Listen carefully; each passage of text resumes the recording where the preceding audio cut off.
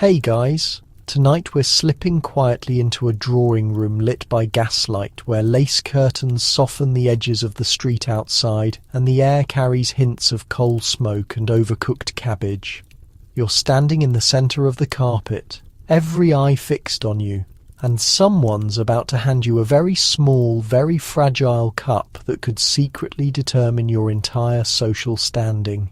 No pressure at all. In just a few minutes you'll discover that even how you breathe, sit, and position your fingers can be scrutinised. Honestly, if you had to exist here full-time, you'd probably not make it through without at least 3 minor meltdowns. So before you settle in, take a moment to like the video and subscribe, but only if you truly enjoy what I create here. Tell me in the comments where you're tuning in from and what time it is for you right now, because somewhere out there it's past midnight and you're doom-scrolling etiquette catastrophes instead of sleeping. Now, dim the lights, maybe turn on a fan for that gentle background hum, and let's ease into tonight's journey together. You're standing on a patterned rug in a respectable Victorian sitting room, toes aligned with the edge like you're about to be inspected. A chair waits behind you, high-backed and straight, the absolute adversary of slouching. Your hostess smiles, that tight approving smile that already communicates she's evaluating every vertebra in your spine. You feel your shoulders tense, your chin lift.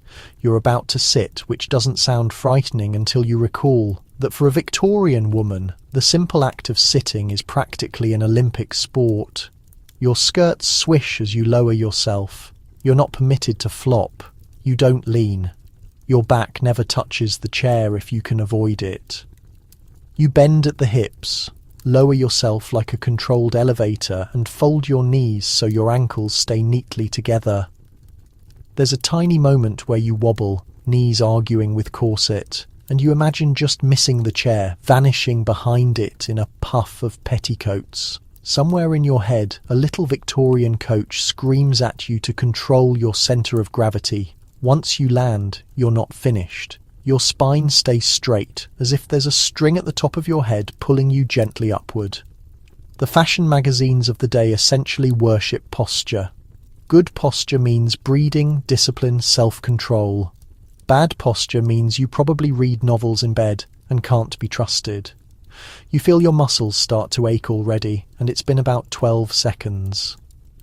On the low table in front of you sits a gleaming silver teapot, a sugar bowl, a little jug of milk, and delicate cups thin enough that light glows through them.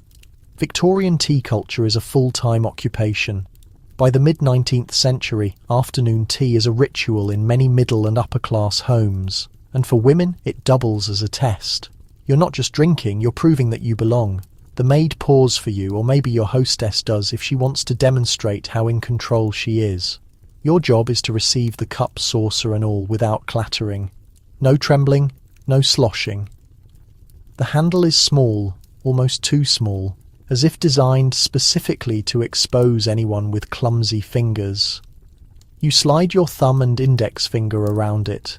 The cup is hotter than you anticipate, and for a second you consider dropping it, abandoning Victorian society entirely and moving to a cottage where no one ever drinks tea. Again, there's the famous pinky question.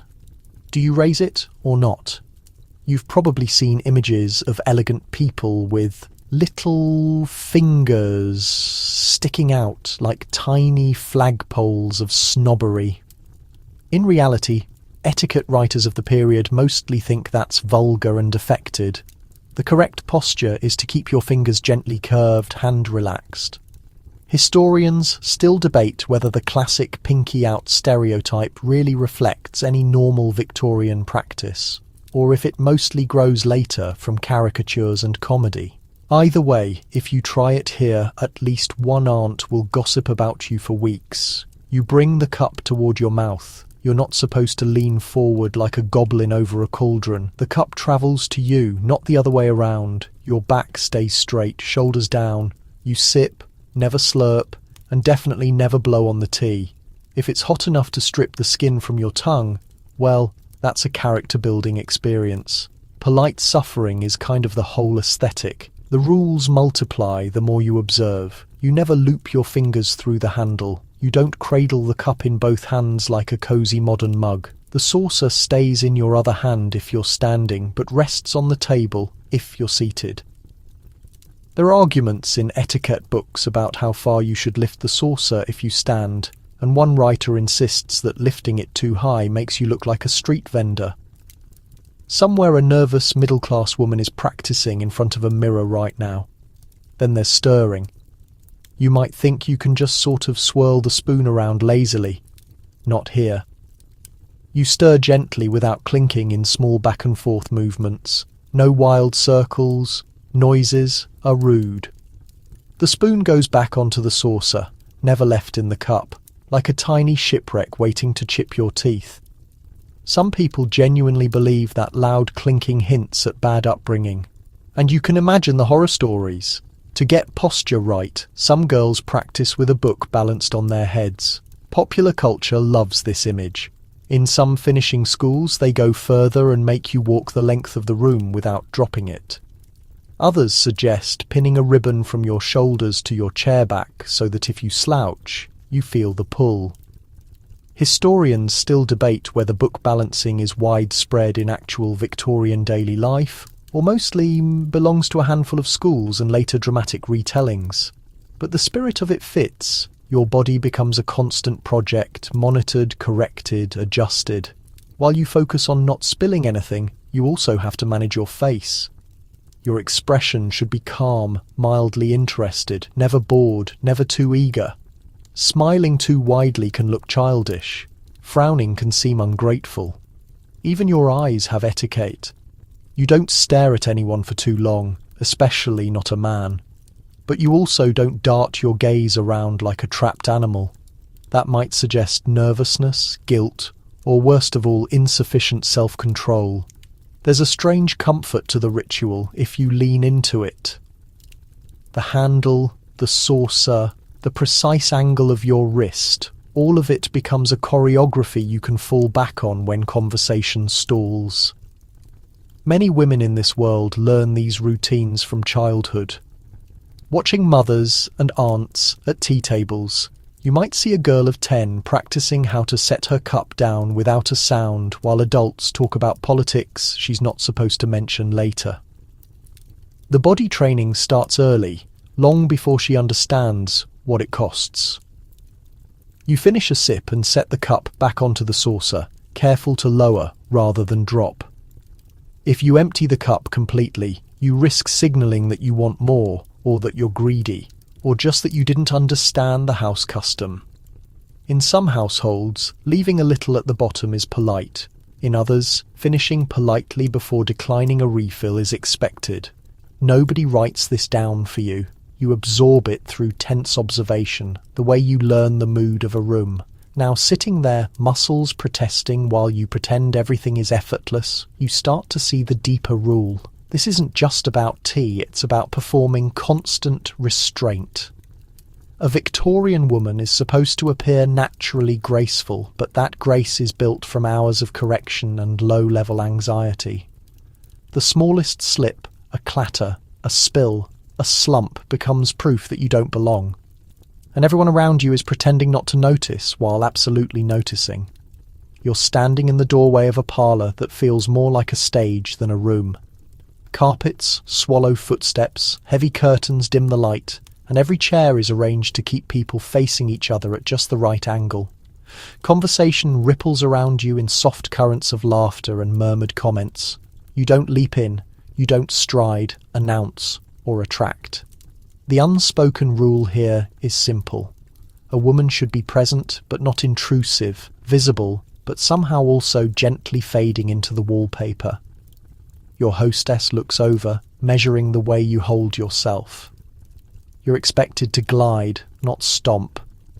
That means small, controlled movements, skirts gathered neatly so they don't trail across the floor. In many middle and upper-class homes, the parlour is the place where reputations form. Etiquette books of the Victorian era are full of instructions for young women about entering a room quietly, closing doors without noise and never rushing. The ideal is calm, composed, and self-contained. No one wants to see you panting like you've just sprinted from the stairs, even if you actually have. You cross the room, and your goal is to occupy as little sound as possible. You don't jingle with jewellery. You don't clack with hard heels. Some women even avoid bracelets that might clatter on the arm of a chair. It almost feels like training to be a Victorian ninja, except instead of throwing stars, you carry embroidery. You lower yourself into a seat only when invited, because choosing your own place can seem bold. There are invisible hierarchies in the furniture. The best spots belong to older ladies or to the most important guests. You circle those chairs the way you would circle a boss battle, with caution. Once seated, you're supposed to arrange your body so that you take up as little space as possible, knees together, ankles tucked back, elbows close. Manspreading doesn't exist for you as an option. Even the way you hold your hands matters. Fingers laced loosely in your lap signals modesty.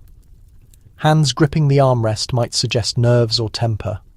At least one etiquette writer warns young women against too much gesturing because it looks dramatic.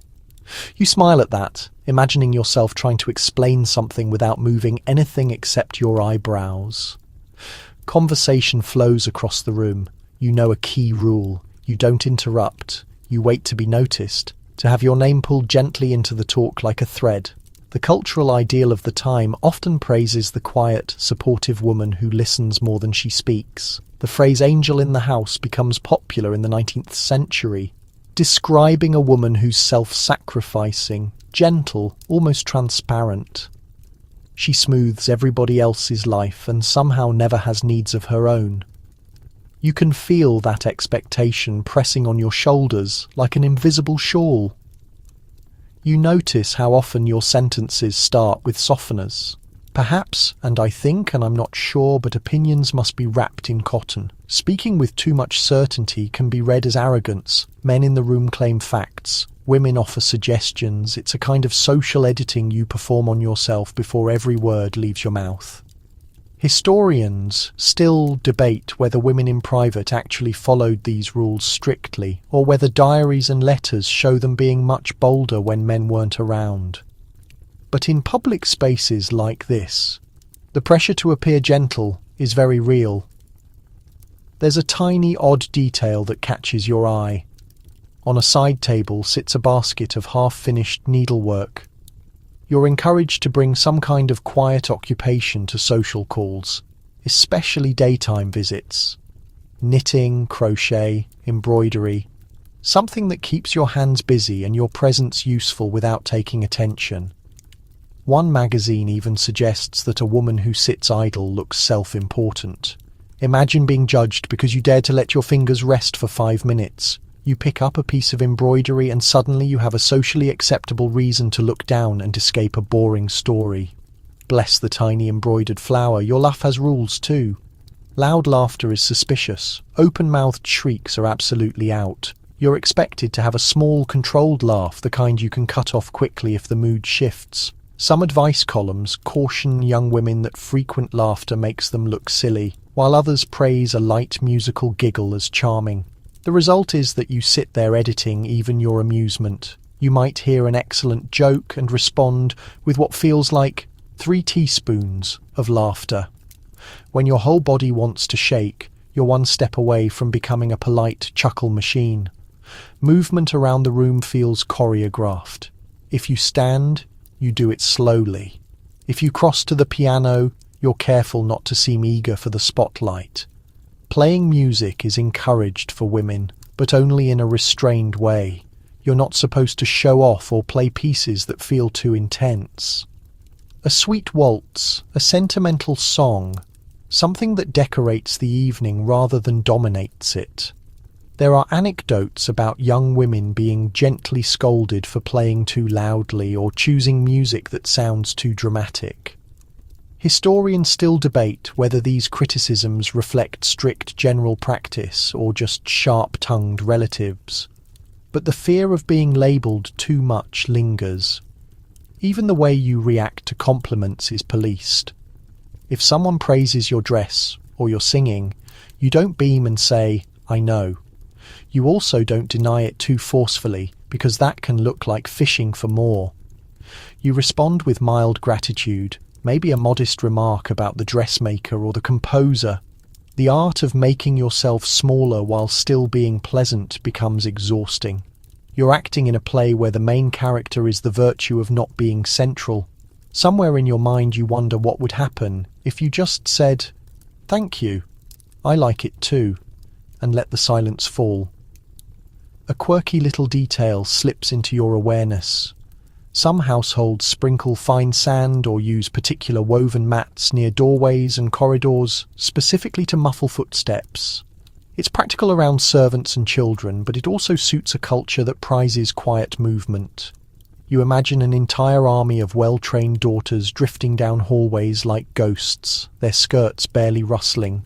It would be funny if it weren't also a little chilling. The goal is not only to avoid disturbing others, but to avoid reminding anyone that you're an independent person walking around with your own thoughts. Under all of this, there's one more layer. You notice that the men in the room are allowed more volume.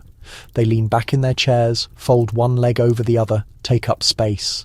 They clear their throats before speaking, raise their voices when excited, even interrupt each other in ways that would be unthinkable for you. Nobody accuses them of being unladylike. You, on the other hand, feel the borderline. Every second step too far towards loud, opinionated, or physically relaxed, and your reputation starts to fray. The strangest etiquette rule of all is unspoken. A Victorian woman is supposed to exist in such a careful way that her full self never quite shows, only the version that makes everyone else comfortable. You're standing at the edge of a crowded ballroom, the air warm with candle smoke, perfume, and that faint scent of nervous human silk. Skirts whisper around you. A chandelier glitters overhead, and a string quartet soars away at a waltz in the corner. On your wrist dangles the most important accessory of the night, a folding fan, all painted flowers and tiny gold details. It looks delicate, but in this world, it can be as powerful as an entire voice. You're about to learn that the tiniest flick of your wrist might mean yes, no, maybe, or please rescue me from this very boring conversation. You feel the weight of eyes on you as you snap the fan open. The movement is supposed to be smooth and graceful. No struggle, no stubborn hinge, no awkward half-open fan that looks like it has stage fright. Folding fans are wildly popular in the 19th century, especially in fashionable European and British circles. They travel with women to theatres, promenades and dances. For many Victorian ladies, a fan is as basic as shoes. It cools the face, hides a blush, and, according to all the whispered stories, can secretly send messages across a room. Someone has slipped a little pamphlet into your reticule, a printed list that claims to reveal the mysterious language of the fan.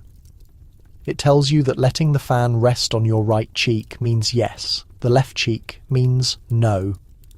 Rapid, fluttering signals excitement, and dropping it suggests you want to be friends, or more than friends. You read it and feel like you've just unlocked a cheat code for the ballroom. The best part is that older relatives probably have no idea what any of this means, or so you hope. Historians still debate whether these elaborate fan codes are actually used in real life or mostly invented by later fan makers and advertisers who enjoy romantic stories as much as you do. Your first challenge is not to use the fan like a clumsy air conditioner. Big, frantic movements are out. You hold it lightly between thumb and fingers so the ribs rest comfortably in your palm. The angle matters. Held high, it becomes a shield that can hide your expression while you peek over the top. Held low, it draws attention to your hands, your waist, the soft outline of your silhouette. You laugh inwardly at the idea that this little object is basically the Victorian version of sending a flirty emoji. One wrong symbol and you've just proposed marriage to the wrong person. A young man stands across the room, pretending to be absorbed in conversation as he clearly keeps glancing in your direction. This is where the fun and danger begins. You could let the fan hover half closed and look down, a sign some guides interpret as modest interest. You could tap it against your lips, supposedly meaning you want to talk later. The problem is that not everyone uses the same system. One printed guide might say tapping means silence. Another calls it a request. You imagine two girls in opposite corners, each waving the fan in different ways, absolutely convinced they're mastering secret social code, while everyone else simply thinks they're hot. There's a very practical side to this object too. The ballroom is crowded, heated by bodies and gas lamps. You genuinely need something to move the air around your face without looking unladylike. Wiping sweat with a handkerchief would feel improper. Tugging at your dress is forbidden, so you adopt small, measured movements, sweeping the fan in gentle arcs that stir the air just enough. Etiquette books of the time often praise women who remain composed and fresh-looking even in warm rooms. The fan becomes your quiet little survival tool, and suddenly you're deeply grateful to whoever decided fashion and ventilation could be combined. A quirky little bit of trivia slips through your mind. Some novelty fans and visiting cards in the late 19th century are actually printed with diagrams of flirtation signals. You could literally buy a fan whose design tells you that closing it slowly means I wish to speak with you, while opening it wide might mean wait for me. The idea that someone walks into a strict, serious drawing room carrying what's essentially a certified flirting device is hilarious. It's like bringing a secret handbook printed right on your outfit. Of course, flashing it too obviously would defeat the whole covert aspect, so you keep yours tasteful. You practice one safe gesture. First, you hold the fan open and use it simply to cover the lower half of your face as you laugh. That's acceptable, even modest.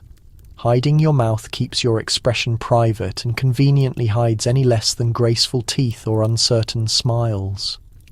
Victorian culture places real emphasis on self-control and emotional restraint.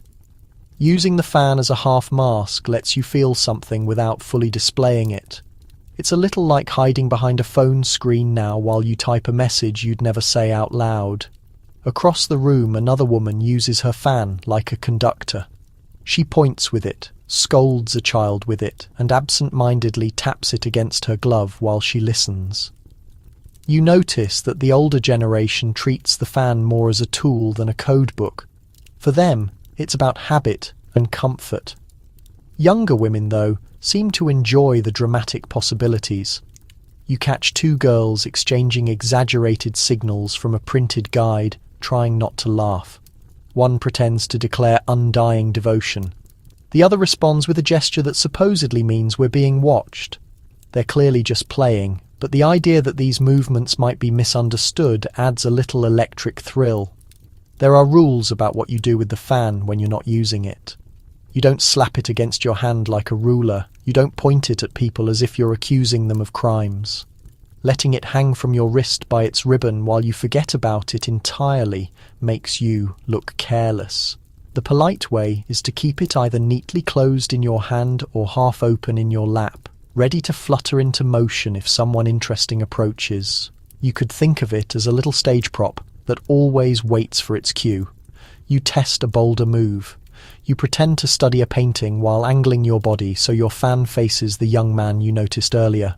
You let it open, then close slowly, almost lazily. Some guides claim that closing a fan might mean finality. Others say it means secrecy. You decide that right now, for you, it simply means you're not running away. His eyes flick to your hand. You sense that he understands something, even if neither of you could put it into exact words without ruining the spell. It's like a shared joke, where nobody is entirely sure of the punchline. Underneath all the romantic stories, there's a sharper truth. The fan gives you a tiny patch of control in a social system where direct speech can be dangerous. You can't openly invite someone to talk in front of watchful relatives. You can't say that you're bored or uncomfortable or annoyed without risking criticism, but you can close yourself off behind the fan, signal disinterest by looking away, or create a hint of invitation with a small movement. Historians still debate whether the language of the fan ever exists as a strict shared code, but they agree that women use fans to manage attention and emotions in crowded public spaces. As the night goes on, the choreography becomes more natural. You cool your cheeks, hide a yawn, whisper into the fan as if it can keep secrets, and occasionally play with the idea that someone across the room can read your gestures like a private message. Maybe they can, maybe they can't. Either way, the fan turns your hand into a quiet, graceful signal tower, sending tiny flashes of meaning through the warm, bright air of the ballroom. You're standing in a small, overheated bedroom while another woman tightens a long line of laces that run up your back. The air smells like starch and soap. A mirror waits in front of you, slightly fogged, like it's already tired of watching this scene. Your arms rest on the bedpost because if you try to balance on your own, you might topple forward. The garment hugging your torso has whalebone strips stitched in channels, a busk of wood or metal at the front, and enough ambition to rearrange your entire skeleton. You're about to understand why breathing feels like a luxury item. The corset sits directly over your chemise, that thin undergarment that keeps sweat away from expensive fabric. It reaches from just above your bust to somewhere near your hips. Depending on the style, the woman behind you gives the laces a firm tug.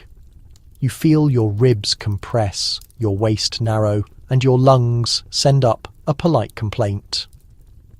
Victorian fashion culture often celebrates the hourglass figure. Illustrations in magazines show women with impossibly small waists, sometimes claimed to be 18 inches or less. The corset is the main tool to chase that shape. Despite all the jokes you hear, this isn't an item reserved only for fancy parties. For many 19th century women in Europe and Britain, a corset or stays are ordinary, everyday underwear, as normal as a bra is for many people now. Some are stiff and heavily boned, meant to create a dramatic waistline under fashionable dresses. Others are lighter, made for working women or older ladies who need more support and less drama. The mainstream fact is that corsets are everywhere, across classes and ages, just in different qualities and intensities. You're not odd for wearing one. You're odd if you don't. Your lacer pulls again. You feel your waist cinch in, like a belt being notched tighter than you thought possible. There's a fine line between fashionable compression and medical emergency. Advice manuals often warn against lacing too tightly, claiming that it can damage internal organs, weaken muscles, and press ribs inward. Doctors of the time argue about it, some pointing to displaced livers and squashed lungs as proof that vanity is killing young women. Others say that moderate corseting done sensibly is no worse than any other stiff clothing. Historians still debate whether really extreme tight lacing is common everyday practice, or more of a sensational obsession in stories and special subcultures. You experiment with a breath, it comes out shallow and careful. Taking a deep one feels like trying to inflate a balloon sealed inside a suitcase. Walking in this might be possible. Running is out of the question unless you're willing to faint theatrically halfway down the hallway. That fainting couch you see in so many Victorian drawings suddenly looks less like drama and more like practical furniture for people who can't comfortably sit upright for long. You picture yourself draped across one, claiming to be overcome by the weather, when in reality your lungs just want a break. There's a strange intimacy to the process of getting dressed. You can't lace yourself into this thing easily. You usually need help from a maid, sister, or mother, which means someone else decides exactly how tightly you're shaped. For wealthier women, that helper might feel pressure to pull harder, especially if the lady wants to impress at a big event. For poorer women, a practical balance is more likely because they need to move, work, and breathe enough to get through long days. You can practically hear the quiet negotiations that happen in bedrooms all over the country. A little tighter, please, followed by if I do, you won't get down the stairs. A quirky detail comes with maternity corsets, specially designed for pregnant women.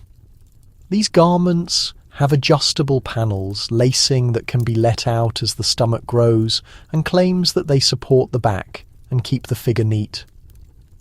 The idea of being laced even while your body is busy growing a whole new human feels bizarre. Yet advertisements promote them as modern, scientific, even healthy. You stand there imagining yourself trying to politely sip tea while both baby and corset fight for your internal real estate. It's like signing up for the hardest possible mode of life. Urban legends swirl around the corset. You hear whispered stories about fashionable women having their lower ribs surgically removed to achieve a permanently tiny waist. The image is dramatic and morbid, like something from a sensation novel. Actual historical evidence for widespread rib removal for beauty is shaky at best. Historians still debate whether rare experimental surgeries happen for this purpose, or whether the whole idea mostly belongs to gossip and later fantasy. Either way, people enjoy telling the story, perhaps because it expresses just how far women are believed to go to fit the ideal. Once you're fully laced, the next test is how you move. Sitting requires a whole new strategy. You don't bend at the waist so much as fold from the hips and knees, keeping your torso almost as straight as a board. Dropping something on the floor becomes a personal tragedy. You can't simply bend down to pick it up without risking popped stitches or embarrassment. You learn to use graceful half-crouches, enlist passing children, or pretend you never cared about that glove anyway. Suddenly, having a maid isn't just status, it's survival. The corset affects your appetite too. With your stomach compressed, large meals feel unwise. Imagine tackling a big stew while your abdomen is squeezed in all directions. Many women end up eating smaller portions more slowly, partly from necessity. It's not framed as dieting the way it might be now, but it certainly changes the way you interact with food. You can joke that Victorian fashion is basically an early version of portion control, whether you wanted it or not. There's a strange sensation of support that comes with the discomfort. Your back stays straight with less effort. Heavy skirts hang more comfortably from a structured waist. Some women even report feeling oddly vulnerable without their corsets once they're used to them, as if they're missing a layer of armor. The garment that imprisons you also holds you up. That paradox fits the whole era very neatly.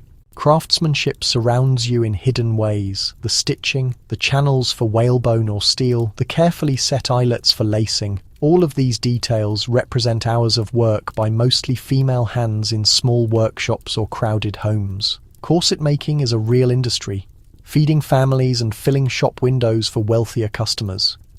You can have one custom made, the maker measuring every inch of your torso while talking politely about the weather. It's a quiet reminder that behind every silhouette praised in fashion plates stand workers whose names never appear in the magazines. As you stand in front of the mirror, you see a waist that curves in sharply, a bust lifted, a posture that looks elegant and composed. The reflection is exactly what society tells you to want. At the same time, you know the price. You feel the tightness at your ribs, the restriction of your breath, the way your body has been cinched into a narrow idea of beauty. There's a moment where you could almost laugh. Etiquette manuals praise women for appearing serene and natural. You need whalebone, metal threading, and someone else hauling on laces just to achieve that calm appearance. You draw another measured breath, sense the corset resisting, and understand that here, even something as fundamental as air gets strained through codes of decorum and style. You're positioned at the base of a townhouse stairway, gloved fingers floating near a shined entrance that seems scarier than any mythical beast. Past that threshold waits a woman of respectable position, a dish for personal cards, and roughly 50 silent guidelines you're supposed to grasp instinctively. Your pulse quickens, not from confronting danger, but from preparing to surrender a small piece of pressed paper that can apparently shift your standing. Victorian existence transforms even stationery into an examination. Between your covered fingertips rests a calling card. It displays your name in tidy, elegant lettering, perhaps with a slight embellishment if you're feeling adventurous. For a decent woman, this small object is necessary gear. By the middle 1800s, calling cards are typical among middle and upper-tier British and European communities. They function as your social identification, invitation, marker, and visible confirmation combined. You don't simply approach someone socially prominent and knock. You deliver a card like a courteous phantom declaring that you're real. The hour counts. Fashionable periods for making calls generally happen during afternoon hours, somewhere around 3 to 5. Too early might suggest you're overly anxious. Too late risks disturbing meal arrangements and earning permanent resentment from the staff. You never linger. A respectable call might last just 15 minutes.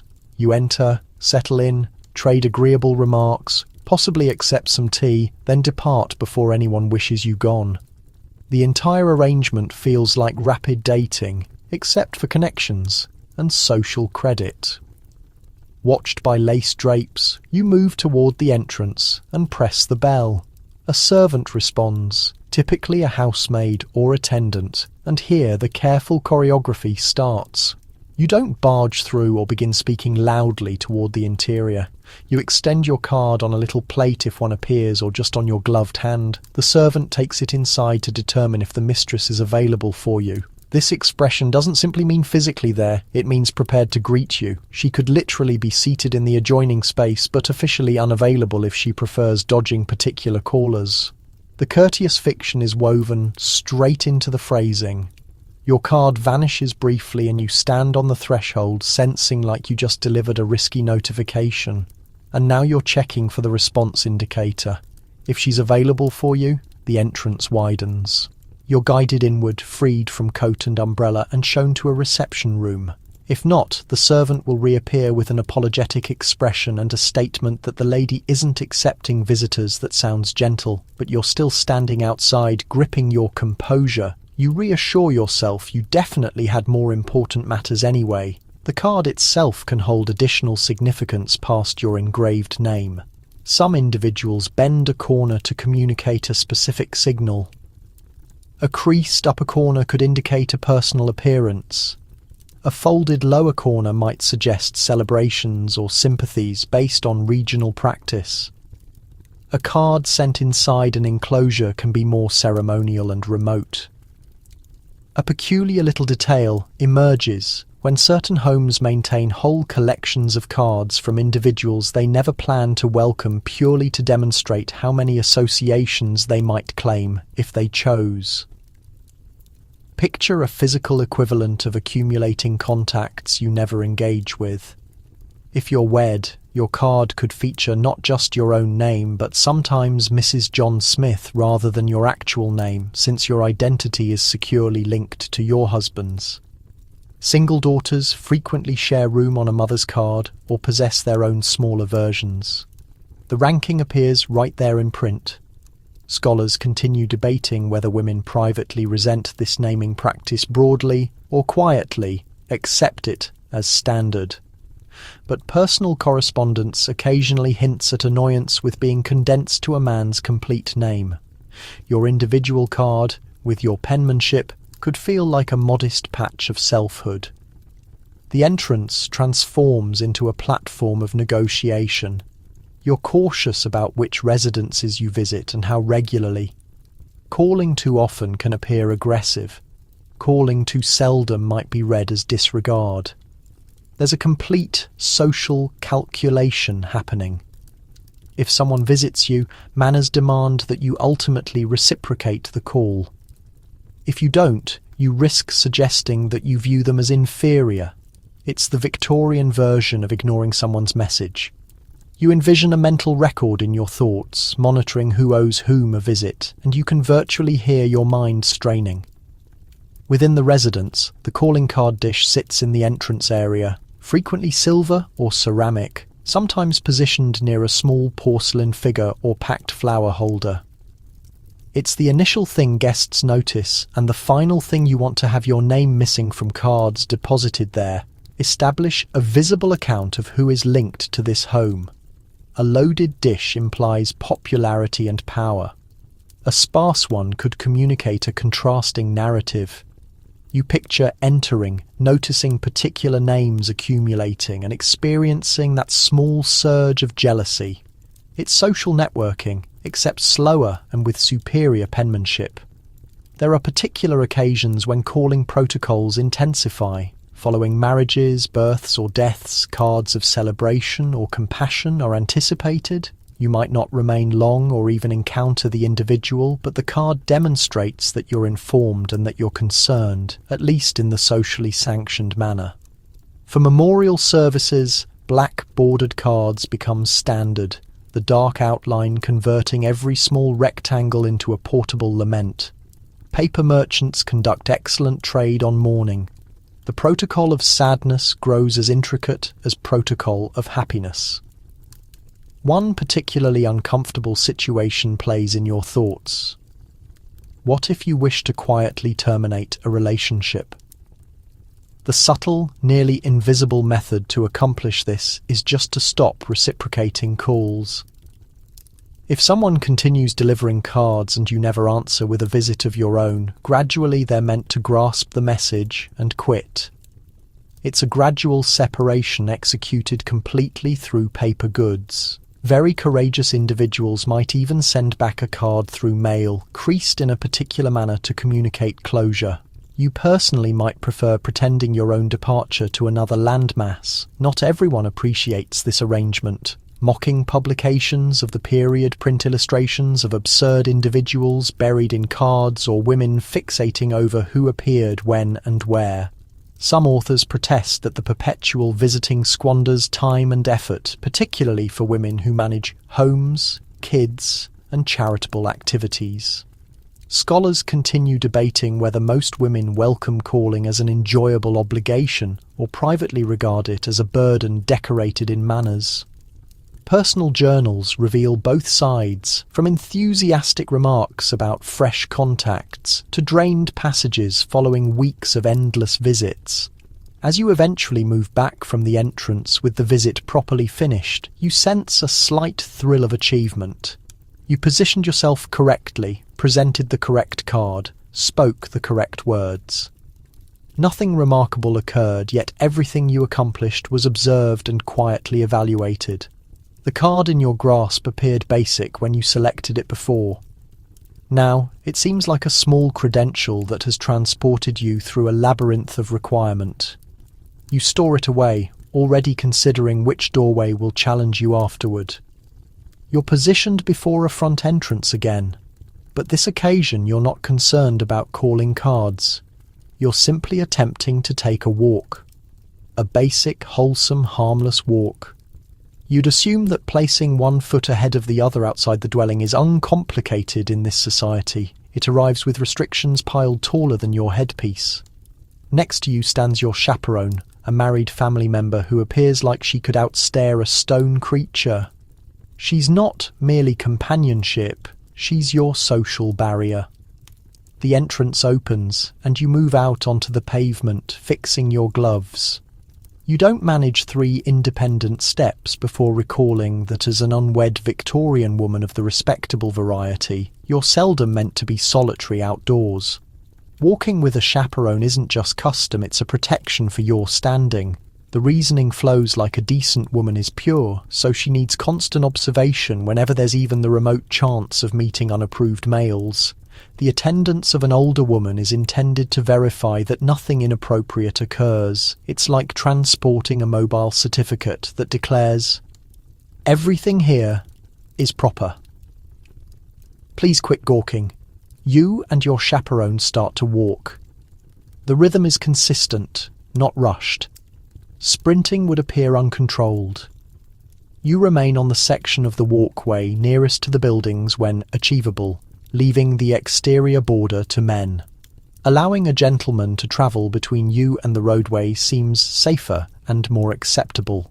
That manner he can shield you from vehicles and, more significantly, crude remarks. A quite ordinary fact of the era is that middle and upper-tier young women aren't meant to be out unaccompanied in crowded public areas.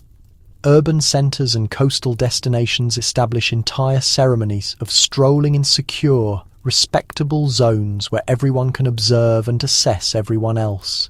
You're not simply travelling, you're being witnessed. When you cross shop displays, there's a restriction about gazing too extensively. Staring hungrily at gems or garments can appear covetous.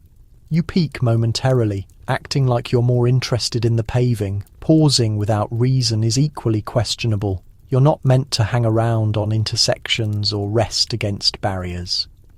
Your walk should possess an objective: calling on a friend, attending church, moving toward the gardens. Being outside merely because you enjoy open air isn't viewed as a sufficient justification. Your chaperone maintains a soft but firm separation between you and any unfamiliar men. If someone raises his hat or attempts to initiate a discussion in the roadway, you're meant to act like he's constructed of mist. You don't grin at strangers. You don't establish direct visual contact for extended periods. Those minute actions can be interpreted as attraction. Manners guides emphasize the caution that a respectable young woman never promotes closeness from unknown gentlemen. You picture attempting this restriction in a contemporary city and surviving about 4 minutes before unintentionally establishing eye contact with 5 separate individuals and seemingly suggesting marriage to no fewer than 2. There's a gentler, stranger regulation about seating. Settling in public has its own protocol. Your chaperone selects the spot. She typically settles at the extremity, positioning you safely between herself and the support. If a man you recognise approaches, he's permitted to stand close by, hat in palm, and speak courteously. He doesn't settle unless your chaperone welcomes him. The welcome could be as basic as a gesture or a brief phrase, yet it holds significance. Receiving it means the man is deemed safe enough to occupy a small section of wood with your standing. You silently measure your existence on a range from permitted to sit beside her to must converse from a 3-foot gap. A peculiar detail surfaces in certain memories. Particular quite rigid chaperones carry small projects with them constantly, like needlework or repairs. They settle on garden benches or at gatherings, attention seemingly on their stitching, while they definitely hear and detect everything. It's the concealed mode of watching. You might be halfway through a sentence in a somewhat bold remark. Look over and notice those implements moving steadily. Don't be deceived. That woman can likely recite your entire dialogue afterward. She's not stitching, she's documenting. Walks in countryside arrive with their own instructions. You could be included on a rural walk with a party that features a possible suitor. Sounds charming until you realise that the route is selected intentionally, so there are limited private areas and the chaperone consistently positions herself within view. If the route contracts to a single-person track, the sequence of travellers matters. You're seldom positioned directly alongside a man you're not connected to for extended duration. If a challenging stile or soggy section appears, the man may present a hand, but the contact is brief, ceremonial, and quite public. You can sense the attention of everyone else settling on your covered fingers like they're sitting closer to performance. You catch stories about more casual families, individuals who permit daughters to handle tasks alone or join brothers without a distinct chaperone. Scholars continue debating whether rigid chaperonage is widespread among respectable Victorians, or primarily a middle and upper tier ideal concentrated in particular social groups. Correspondence and journals from certain women reference enjoying solitary walks in calmer towns or settlements. Others describe never venturing outside without some form of companion. The truth seems as diverse as the pathways themselves, but the ideal of guarded purity rests like a substantial cover over all of it. Even inside, the chaperone restriction pursues you. If a gentleman visits you during afternoon, maybe to examine a book or rehearse music, you're not meant to be isolated with him in a sealed space. The entrance stays partially open, or another individual sits close by, half studying, half monitoring. It establishes a specific kind of uncomfortable closeness. You exchange ideas and looks while someone else acts oblivious. It's like attempting to attract while your device is constantly set to broadcast display. The oddest element is how purity becomes an act you must perpetually sustain. You're meant to understand enough about threat to prevent it, but not so much that you seem experienced. You must show ignorance of particular subjects while still maneuvering them safely. The chaperone, frequently older and wed, symbolizes understanding and respectability. You, in opposition, are meant to drift through existence like a fragile sphere that never exactly contacts anything pointed somewhere in your consciousness. You picture walking solitary down a pathway just once, claiming room, gazing wherever you prefer, and letting your sphere collide with the reality without anyone floating near you. It seems defiant and strangely threatening, like scaling a boundary you were constantly instructed to appreciate from a gap. By the moment you arrive home and the front entrance shuts behind you, the walk has deposited more than tracks you sense the unseen traces of every restriction that moulded your route. Where you could position yourself, who could converse, how extended you could stay. Purity in this location is not a coincidence. It's a deliberately protected, chaperoned creation enclosed in layers of protocol and monitored paces. You remove your gloves and recognize that even the basic act of venturing outside should never have seemed this convoluted. You're positioned in the threshold of a dining space that appears like it could pose for a monarchical painting. Candlelight flickers across polished silver, the white tablecloth gleams like fresh powder, and every place setting looks ready for combat. Knives, forks, spoons, more knives, something resembling a miniature garden tool. You stare at the row of silverware spread before your plate and understand that one misstep could destroy your reputation faster than any rumour. You're about to dine like a Victorian lady, which means you're about to perform elaborate ballet with your meal. Your seat weights slightly pulled back from the table, moved aside by a footman. You don't shift it yourself, you stand behind it until the hostess gives the smallest signal that says it's time to settle in. The protocol is that the hostess takes her seat first, the other ladies follow, and the gentlemen sit last. This isn't about ease, it's about a clear display of rank and manners. In many proper Victorian homes, the seating arrangement is meticulously planned, with the most distinguished guests positioned nearest to the host. Hostess. You're placed somewhere toward the centre, protected from both triumph and catastrophe. You glance down at your collection of utensils. On the far left sits a large fork, then a smaller one. On the right, you have at least one substantial knife and a soup spoon, maybe accompanied by a puzzling additional spoon resting above the plate. The fundamental rule is straightforward in principle. Begin from the outside and move inward with each dish. The execution feels less straightforward when a servant floats toward you bearing a platter and you freeze. Abruptly convinced that all forks appear identical, you grab the outer one and pray you haven't just selected the designated asparagus fork at the incorrect moment. Soup comes first, gently steaming in shallow bowls. You reach for the large spoon on the far right. You don't cool the soup with your breath. You don't make slurping sounds. You tip the spoon away from you, fill it only 2/3 and raise it to your lips without scraping the bowl's bottom. Some etiquette authors demand that you should drink from the spoon's side, not the tip. To prevent looking ravenous, you realise that this is the opening course and your mind is already operating at full capacity. By the final dessert, you'll require rest. Next arrives fish, maybe salmon or sole, presented delicately with sauce in some stylish homes. A specialised fish knife emerges flatter and wider than a standard one, sometimes with an ornamental notch. It's designed to divide flesh from bone without slicing too forcefully.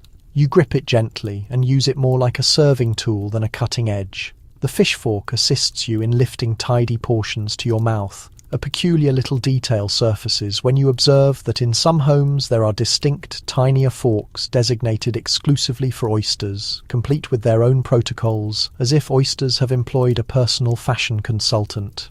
The servant offers bread, and you recall you don't slice it with your knife. Victorian dining customs prefer tearing bread with your fingers into small, reasonable pieces. Spreading a whole slice with butter in one sweep appears crude. You butter one small piece at a time, managing crumbs and respectability. There's also a guideline about not using bread to push food onto your fork like a miniature construction vehicle. It may be practical, but practicality isn't being served tonight. Grace is, even if it means pursuing a carrot around your plate. Like a slow-motion contest, conversation threads over the table in carefully monitored strings. You're supposed to talk mainly with the guest on your right just during one course, and with the guest on your left during the following. Ignoring either companion for too long is improper. The host and hostess maintain subjects mild. Politics and religion are typically forbidden at mixed gatherings, at least in polite theory, though families frequently stretch that guideline. Historians continue to debate whether typical middle-class dinners always observe these formal structures, or whether the rigid alternation of conversational companions shows up mostly in etiquette manuals and grand estates attempting to impress.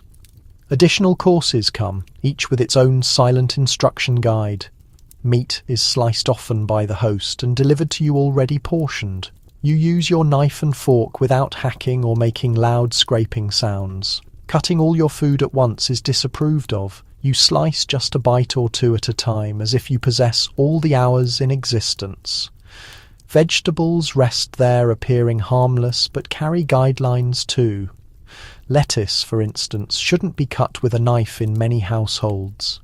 You're meant to fold it with your fork, a technique that immediately distinguishes the trained from the panicked. The table itself contains curious little implements. There might be grape scissors for cleanly clipping small clusters from the main branch. There could be miniature tongs for sugar lumps, pickle forks, no larger than your finger, and a crumb scraper that shows up between courses in the grip of a footman, sweeping away traces of human consumption. You sit there attempting not to chuckle as the crumb attendant does his careful sweep. It resembles the tablecloth receiving a trim. Part of you adores every absurd gadget. Another part questions how much creative energy has been invested in ensuring no one ever handles food with their bare hands. Wine introduces another riddle. Glasses stand in a small cluster to the upper right of your plate, each slightly varied in form and dimension. Water, perhaps claret, maybe sherry, possibly champagne if the event is grand. You don't drain each glass eagerly, you taste. Restraint is part of the act. Critically, if you choose not to consume alcohol, you don't deliver lectures about it. You simply ignore the wine, or permit the servant to pour it lightly. Temperance campaigns are strong in the 19th century, so some hosts quietly accept non-drinkers, while others regard refusal as a slight peculiarity. When the primary courses conclude, the ladies rise together at the hostess's cue and exit the table, moving in a whisper of skirts to the drawing room. The gentlemen stay behind for port, cigars, and more openly substantial conversation. This division by gender after dinner becomes a highly typical element of Victorian upper and middle-class dining gathering culture. You experience a blend of relief and irritation. Relief because you can finally loosen your fork grip. Irritation because you suspect the most compelling discussion is likely occurring in the room with the tobacco haze. Historians continue to debate whether all homes strictly observe this structure, or whether many families abandon the formality when visitors aren't around. Later, as you rest with a small cup of coffee in a quieter space, you understand how much unspoken preparation goes into enduring a single dinner. Every morsel, every peek at your neighbour's plate, every time you select one fork instead of another. You traverse a narrow course between crude and pretentious. You're not merely eating, you're demonstrating your position in society with porcelain, silver, and highly controlled chewing. Somewhere in the back of your consciousness, a rebellious voice suggests that the most shocking thing you could conceivably do right now is grab a chicken leg with your fingers and take a huge, satisfied bite. For tonight, at least, that impulse remains safely imaginary. You perch on the edge of a padded chair, tea cooling in your cup, and understand that the real danger zone isn't the furniture or the forks. It's your own mouth. Around you, conversation hums along in cautious little currents. Voices climb and drop, but nothing ever crashes hard enough to mark the wallpaper. You're expected to participate, to sound agreeable and smart, but never pointed enough to slice anything. Your first instrument is light conversation. Harmless topics float across the room like obedient pigeons. Weather, gardens, music, travel, charitable efforts, the latest novel that everyone claims to have completed. You're encouraged to pose gentle questions and offer brief responses. If someone inquires how you are, you don't explain anything genuine. You say you're very well, thank you, and then quickly redirect the attention back to them. Consider it as conversational hot potato. You don't hold the topic of yourself for long. Opinions need trimming. You might have firm thoughts about politics, commerce, or reform, but this isn't the venue to display them. Many etiquette manuals aimed at Victorian women recommend avoiding contentious subjects, especially in mixed gatherings. Your function is to maintain the atmosphere peaceful. That means smoothing over friction, not generating it. You can admire a painting or a poem, you can criticize the weather, but you don't fervently condemn policy choices unless you're very confident of your audience. Inside your head, you preserve the director's cut of your genuine thoughts, out loud. You release the heavily modified version. Compliments drift around like little sugar cubes. You hear them offered for dresses, hairstyles, piano performance, even penmanship. When one settles on you, there's a script. You don't dismiss it harshly as if you believe the speaker has no judgment. You also don't bask in it. The perfected reaction is a modest smile and a simple word of appreciation, often followed by redirecting credit. If someone praises your gown, you might reference the dressmaker. If they appreciate your singing, you acknowledge the music instructor. It's like playing conversational ping-pong while never allowing the ball to land on your own pride. Sometimes the compliments aren't kind at all. Once you examine closely, you might be told that you're surprisingly clever or very poised for someone so young, or that you look much better in this shade than last season's regrettable selections. These are the backhanded variety. Dressed in lace, you're still expected to react as if they're presents, laugh softly, nod, and suppress whatever response comes instinctively. Inside, you file the remark in a mental drawer labelled "absolutely not." There's an entire method for inquiring about people without appearing intrusive. You don't probe directly into income, illness, or scandal. Instead, you circle courteously. You ask after someone's health in general. You note that you heard their cousin is visiting and let them determine how much to disclose. Gossip does occur, naturally, but not officially. Respectable conversation keeps its claws concealed. Historians continue to debate whether the typical parlour is genuinely mild or whether diaries and private letters expose much sharper commentary. Once visitors depart, you're careful with your laughter. When a gentleman tells a story that's only mildly entertaining, you offer a soft, brief laugh. It demonstrates you're attentive and good-natured without appearing foolish. You don't cackle, you don't slap your knee. If your natural laugh is loud, you've probably trained it down to a restrained version by now. There's also the polite smile that isn't quite a laugh. You employ it when someone attempts a joke that completely misses you, because staring in silence would feel like committing social murder. Quieter still is the craft of holding opinions you never express.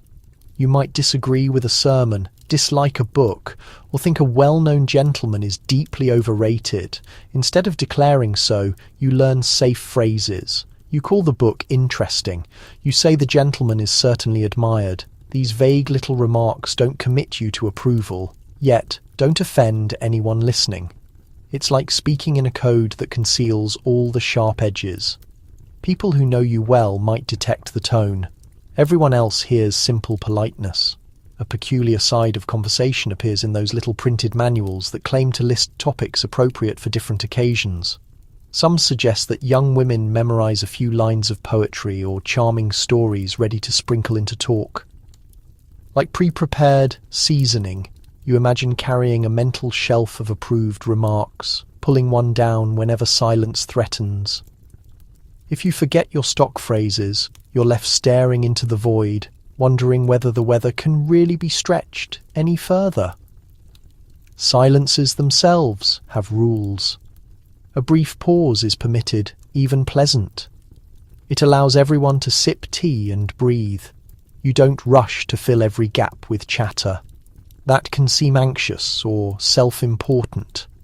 However, letting the conversation die completely around you feels like failure. You're supposed to nudge it awake if it starts to droop. Asking a simple, open question often works. You turn to the person beside you and ask whether they've been to the new exhibition or what they think of a composer. Suddenly words start flowing again and you receive quiet credit for rescuing the moment. Certain subjects are quietly marked forbidden for young ladies in respectable company.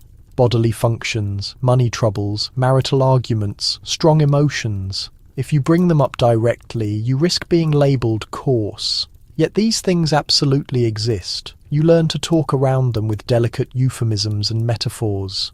A woman who is severely ill might be described as fragile or not quite herself. A family in financial trouble might be said to be living more quietly. You become fluent in this gentle distortion of reality, even when you long for a plain sentence. There's a formal side to introductions. You never introduce yourself to a stranger without a proper bridge. Someone else, usually the hostess, speaks your name and their name, making the connection official. After that, you may speak freely within polite boundaries. Introducing people incorrectly or in the wrong sequence can be a serious mistake. High-status individuals are named first. Younger or lower-ranked people are presented to them, not the other way around. It's a tiny ceremony that occurs dozens of times in a season, and each one reminds you exactly where you stand. At times, your mind races ahead of your tongue. You hear someone make a sweeping statement that's clearly wrong, maybe about history or science or the lives of working people. You know better. Perhaps you read newspapers, essays, or serious books. A whole rebuttal forms in your head, complete with evidence. Then you remember where you are. You soften it. You say you had thought matters might be a little different. You've heard other opinions. Then you let the point drift away. Historians continue to debate whether this constant self-restraint shapes women into lifelong masters of subtle argument or leaves them exhausted from never speaking freely. By the end of an evening of talk, your throat isn't sore, but your mind feels oddly tired. You've measured every word, weighed every laugh, and trimmed every opinion.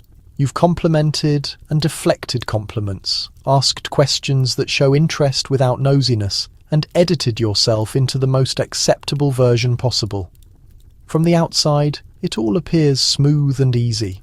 On the inside, you know exactly how much quiet labour it takes to keep a room feeling calm and pleasant. You set down your empty cup and breathe out gently, like you've just finished a long, delicate performance, and nobody even noticed it was a show. You sit at a small writing desk near the window, the kind with a sloping surface and lots of tiny drawers that appear like they're hiding secrets. Outside, wheels clatter on cobblestones and someone calls to a driver. Inside, everything's quiet, except for the faint scratch of a quill and the soft creak of the chair as you shift. In front of you lies a sheet of pale paper and a little bottle of dark ink, and you're about to do something extremely risky for a Victorian woman. You're going to put feelings in writing. First comes the equipment test. You don't just grab any scrap paper. Quality speaks almost as loudly as the words you write. For everyday notes, you might use plainer sheets. But for serious correspondence, especially to someone you want to impress, you select good quality smooth paper in white or soft cream. Cheap, flimsy paper can make you look careless or poor-spirited, even if you write like a poet. Stationers sell boxes of paper with matching envelopes, and yes, you're judged if they don't match. This is basically the 19th century version of someone noticing your emails still come from an address you created when you were 12. Ink colour is usually black or dark brown for serious letters. Blue starts to appear more often later in the century, but many people consider anything too bright a bit showy. Red ink is usually a bad idea, unless you want to look like you're grading an exam. You dip your pen carefully, tap off the excess, and try not to blob a giant ink drop on the first line.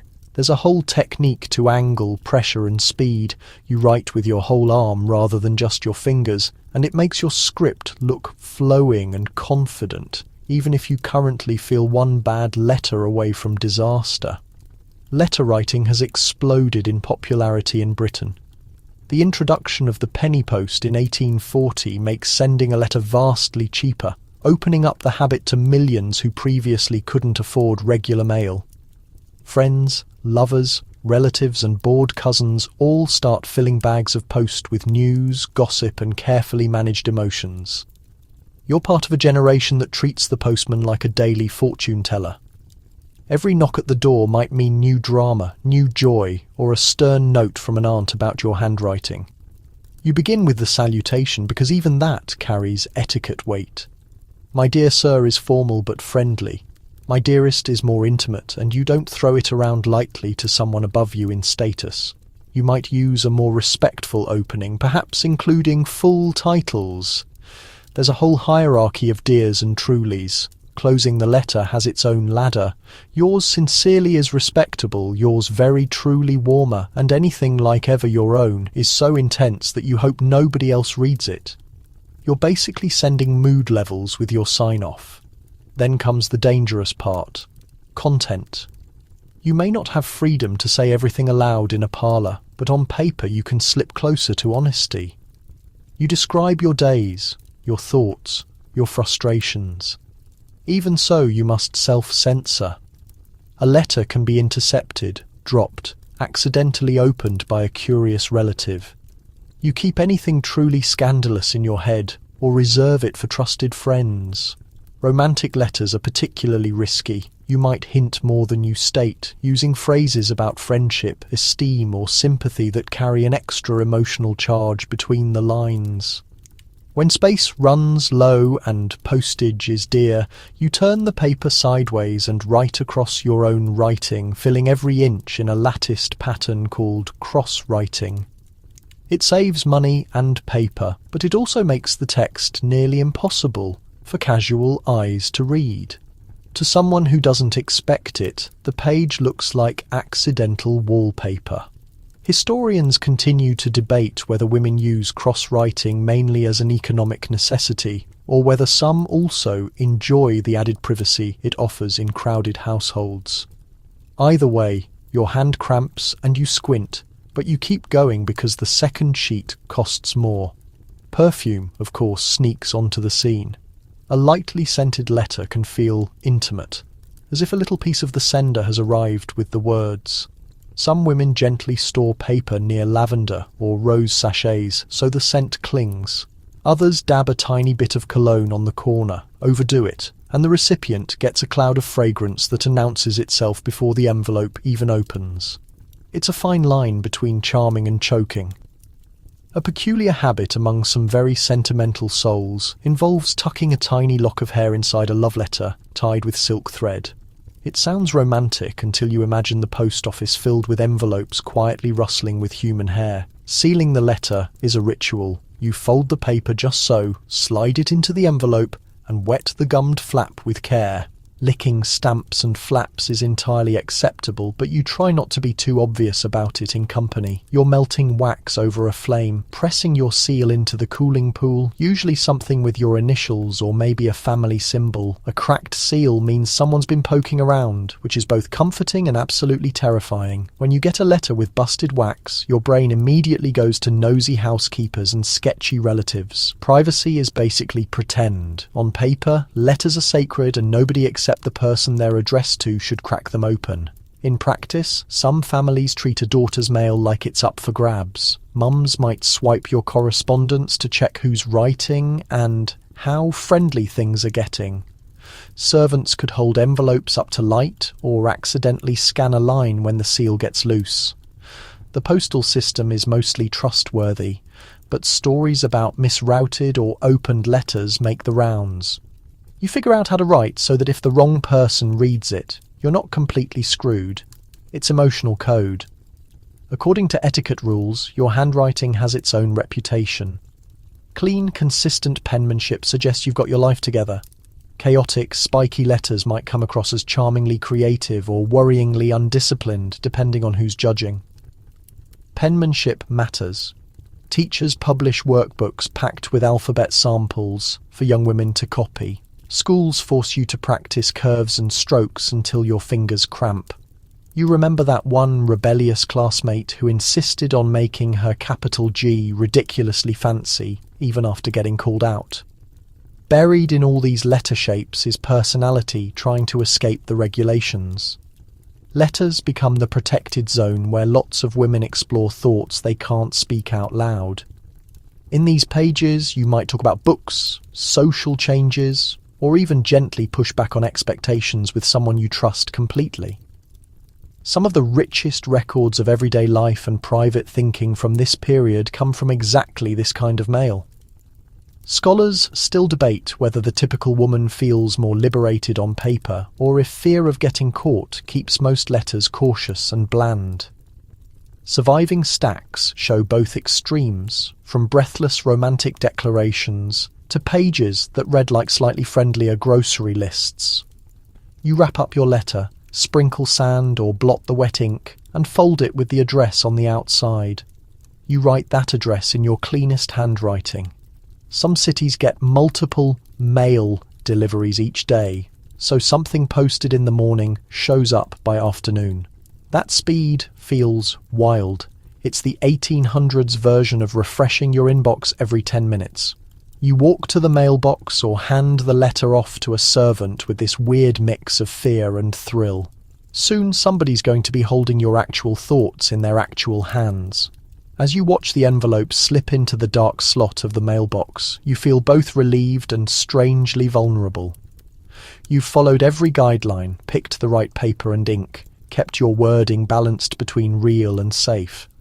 But the whole thing is still a small act of defiance in a world that usually demands you stay quiet. You've put your voice on paper and sent it travelling through streets, along train tracks, through sorting facilities, all the way to someone else's private world. Its manners wrapped around feeling, sealed with wax and crossed fingers. You're standing in front of a closet that looks like it ate an entire storm cloud. Black fabric droops in thick layers from every hanger. Skirts, veils, bodices, capes, everything seems to suck up light instead of bouncing it back. Nearby, a servant murmurs about lengths of crepe and appropriate hems, like you're selecting armour, not outfits. You're not preparing for a party. You're getting dressed for mourning, which in this society is one of the most rigid etiquette frameworks that exists. You run your fingers over a dress made from flat black silk, draped in matte crepe, that wrinkled, lifeless material that announces grief on contact. This is what widows wear, the standard outfit for a woman whose husband has passed away. In Victorian culture, especially in England, strict regulations develop around what a widow should wear, and for how long. Etiquette guides suggest up to 2 years of deep mourning for a husband, sometimes longer. That translates to months where your entire public presence is covered in black, from your hat down to your shoes. The material on your frame becomes a public broadcast of your loss. Queen Victoria transforms mourning into a nationwide performance after Prince Albert dies in 1861.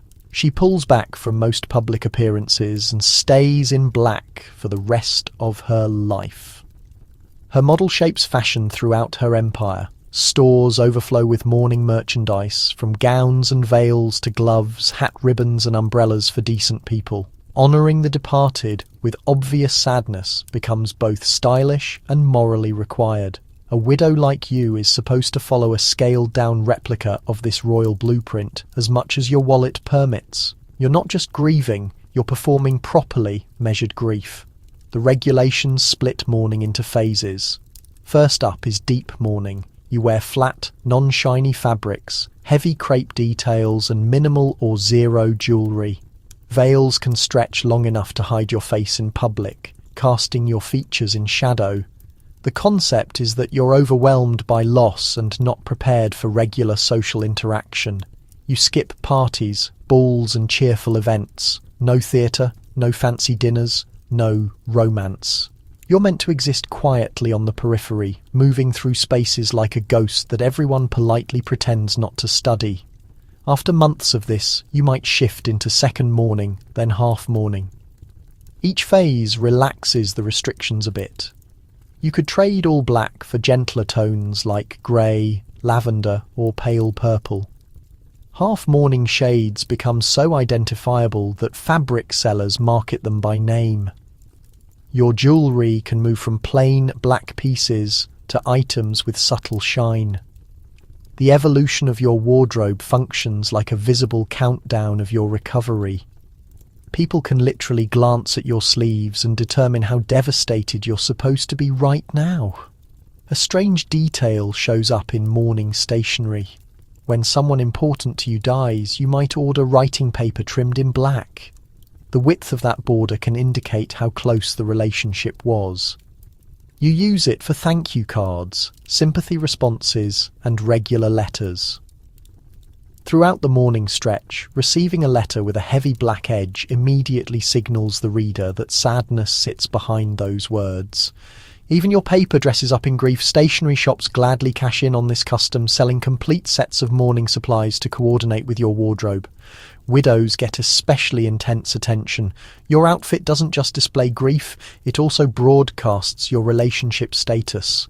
In society's view, a widow might be seen as newly threatening. You've got experience, you're no longer tied to one man, but you're still expected to stay modest and withdrawn. The extended periods of black, the limits on social activities, and the focus on serious conduct help keep you in a controlled box. Mourning becomes a method to postpone or manage any chance of you re-entering the world as an independent, attractive individual.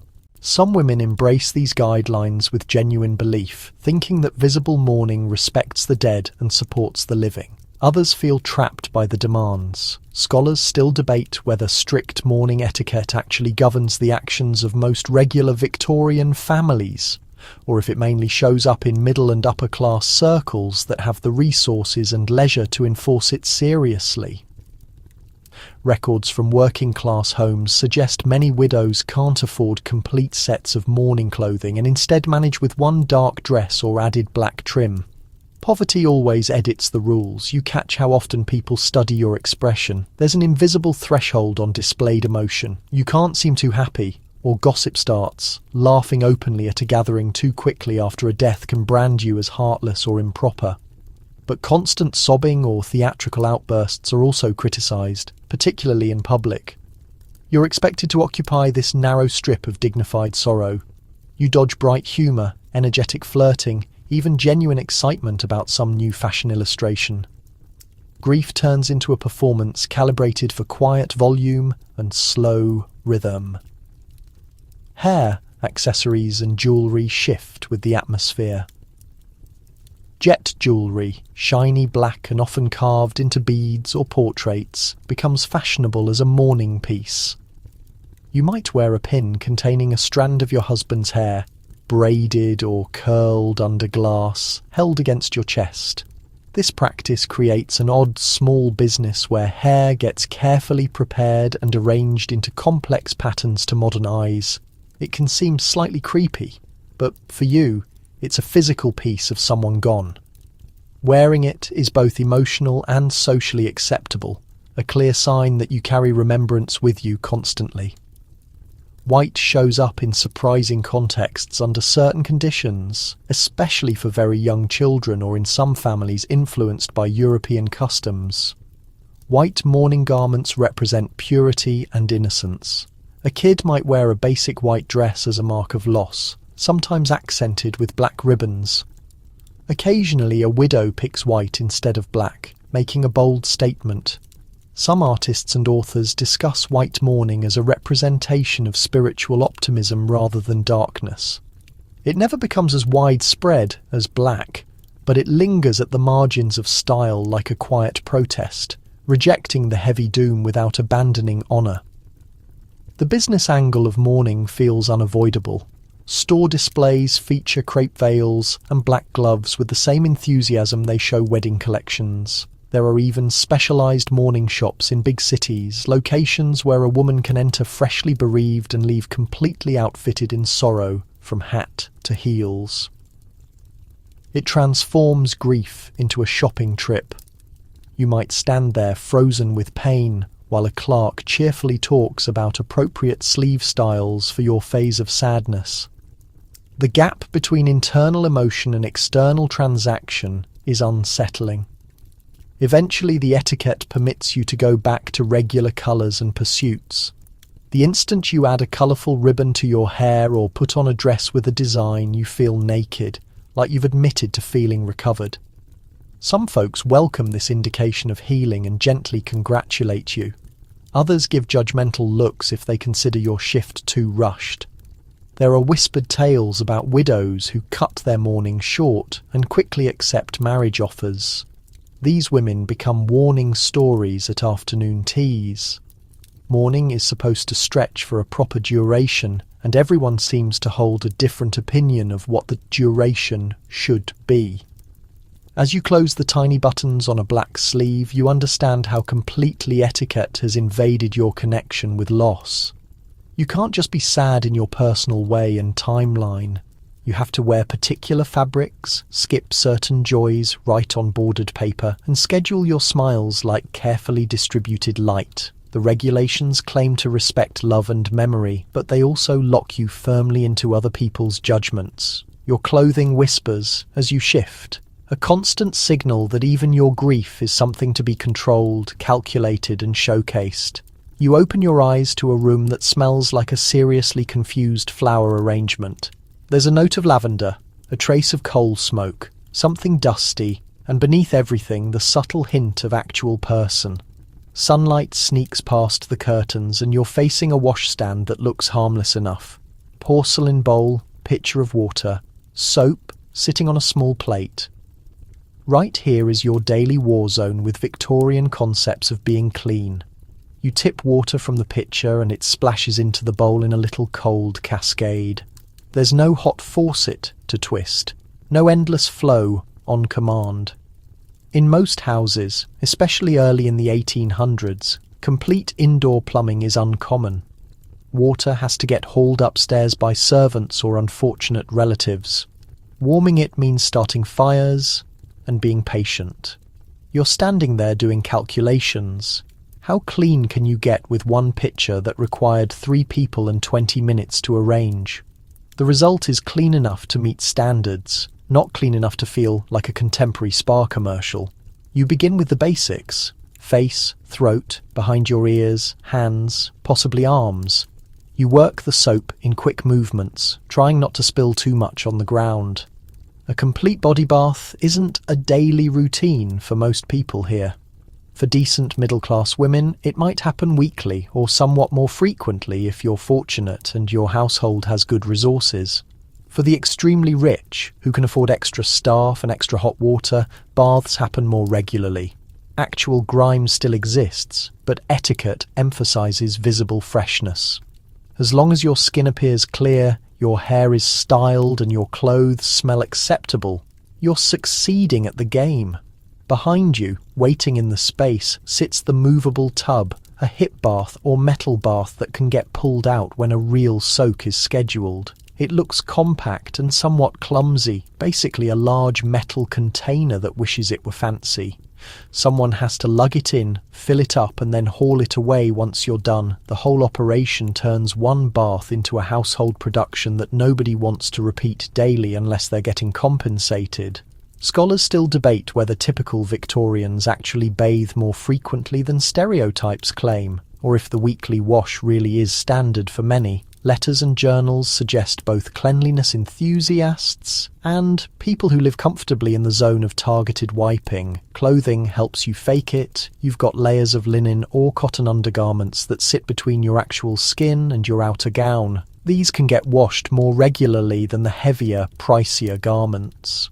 Switching your chemise and drawers frequently helps keep you respectable, even when the rest of you only encounters the bowl. You secure fresh stays or a corset over the clean layer and feel at least spiritually purified, if not entirely scrubbed. Clay pipes and smokestacks might be filling your lungs with soot, but your neckline looks spotless, and that's what matters at first impression. Now you tackle scent management. You open a small glass container of eau de cologne, all citrus and herbs, and touch a tiny amount behind your ears and on your wrists. Strong perfume is viewed as tasteless by many polite authorities, especially when applied in thick layers to hide powerful odours. The perfect scent is delicate, classy, like a faraway garden or a suggestion of soap. You're going for understated, not overwhelming. You don't want to enter a room and make everyone feel like they've just stepped into a flower market during peak bloom season. On your dressing table sits a bunch of little containers and pouches, dried lavender and rose petals, stuffed into small sachets to scent drawers, and linen powder scented with orris root to pat along your throat and chest. A quirky little gadget appears in the shape of a vinaigrette, a small decorative holder containing a sponge soaked in aromatic vinegar or alcohol. You crack it open, breathe in, and the sharp, refreshing smell shoots through your nose like minty lightning. People carry these to block bad smells in packed streets, theatres, and sick rooms. It's the portable defence for a world that hasn't yet invented air freshener spray, but has definitely invented overwhelming stench. You grab your handkerchief and it also carries a light fragrance, because naturally it does. Scenting handkerchiefs is standard practice. One dab of cologne transforms a piece of fabric into a personal air barrier. When you walk past a particularly nasty alley, you raise it lightly toward your face, as if simply touching your cheek, while actually shielding yourself from the reality of horse manure, sewage, and too many people. On really rough days, half the street probably looks like it's about to have an emotional breakdown, everyone pressing cloth to nose and mouth. Hair has its own set of rules. You brush yours out, feeling the tug as boar bristles pull from scalp to tips. Daily washing with water and soap isn't typical for many, partly because drying thick Victorian hairstyles properly takes forever, and partly because hair care knowledge is still experimental. Instead, you rely on brushing, a touch of oil and maybe some scented pomade to keep everything neat and shiny.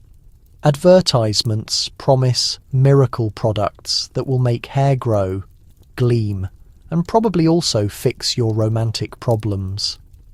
Scholars still debate whether women back then generally walked around with unwashed, greasy hair, or if dry cleaning techniques like powder and aggressive brushing kept things reasonably fresh.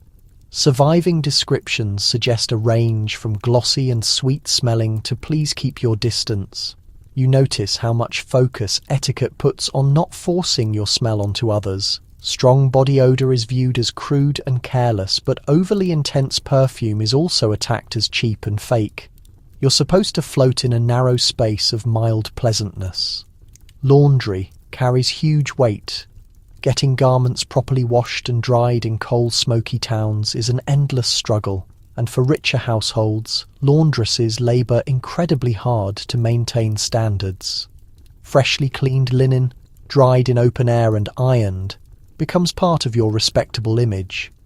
The smell of soap and sunshine substitutes for the kind of constant bathing you might want. There are weirder techniques lurking in corners of the beauty scene. Some manuals suggest rubbing certain body parts with vinegar or alcohol to eliminate smells and tighten pores. Others recommend scented tooth powders and mouthwashes to guarantee your breath doesn't reveal the fish you ate for breakfast. You swish a chalky mixture over your teeth, spit carefully and hope you haven't just accidentally stripped off half your enamel. Fake treatments also show up, claiming to eliminate perspiration completely. You study these ads with serious doubt, picturing your pores closing up and your body writing furious complaints to the newspaper. Public bathhouses and washing facilities exist, especially in urban areas. Designed to boost hygiene for people without private setups, they provide hot and cold baths for a modest charge. Advocates celebrate them as civilizing and healthy. At the same time, they carry a mild stigma for certain classes, linked with poverty or absence of proper home arrangements. You imagine yourself slipping into one secretly just for the pleasure of steaming water and deep immersion, then going home acting like you only dabbed politely at a bowl. As you slip on your dress and close the last hook, you inhale carefully. You smell soap, a hint of lavender, clean linen, maybe a trace of yesterday's coal smoke. You don't smell like a woodland sprite. And you definitely don't smell like a modern fruit-scented body wash commercial. But you also don't smell like you've been camping in a stable. In this era and location, that registers as a solid success. The objective isn't sterile flawlessness. The objective is the appearance of ease, a feeling that you simply float through your day in a gentle cloud of acceptably human scent.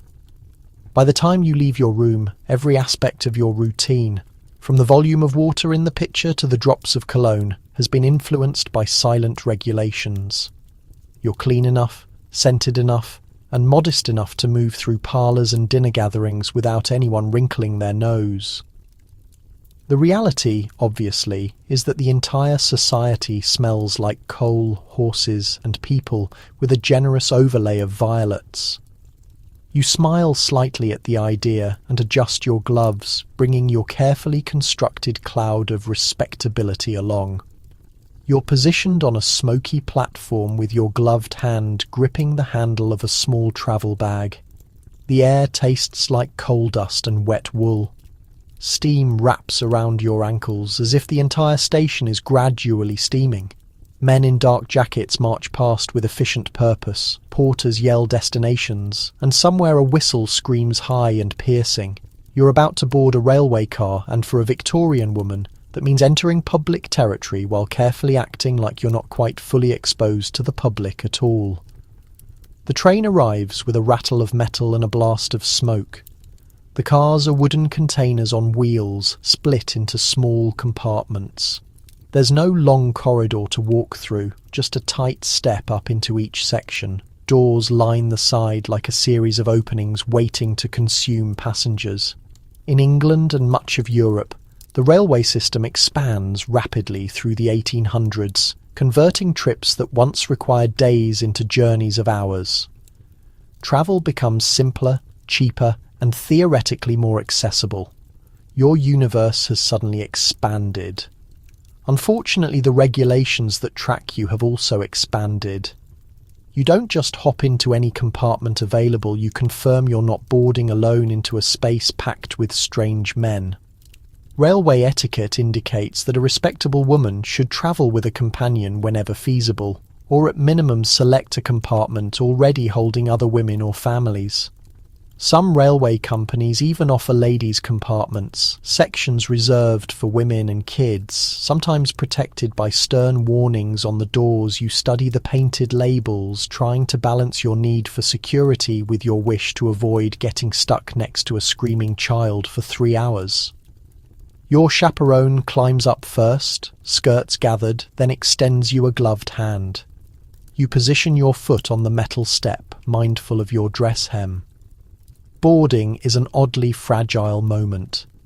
Raise your skirts too much, and you risk revealing more ankle than is deemed appropriate. Raise them too little, and you risk stumbling and executing an unplanned gymnastics routine in front of half the station. You pull off a compromise, a modest little jump, and land in the compartment with your dignity only slightly disturbed. Inside, the car smells like dust, leather and leftover tobacco. Cushioned seats run along each side, facing one another. A luggage shelf waits overhead, a metal grid ready to shake with every bump. You settle near the corner, spine straight, purse on your lap. The guideline is obvious: you keep your stuff tidy and contained. Tossing bags across seats like you run the place would seem aggressive. You don't sprawl out unless the compartment is almost empty, and even then you probably hold back.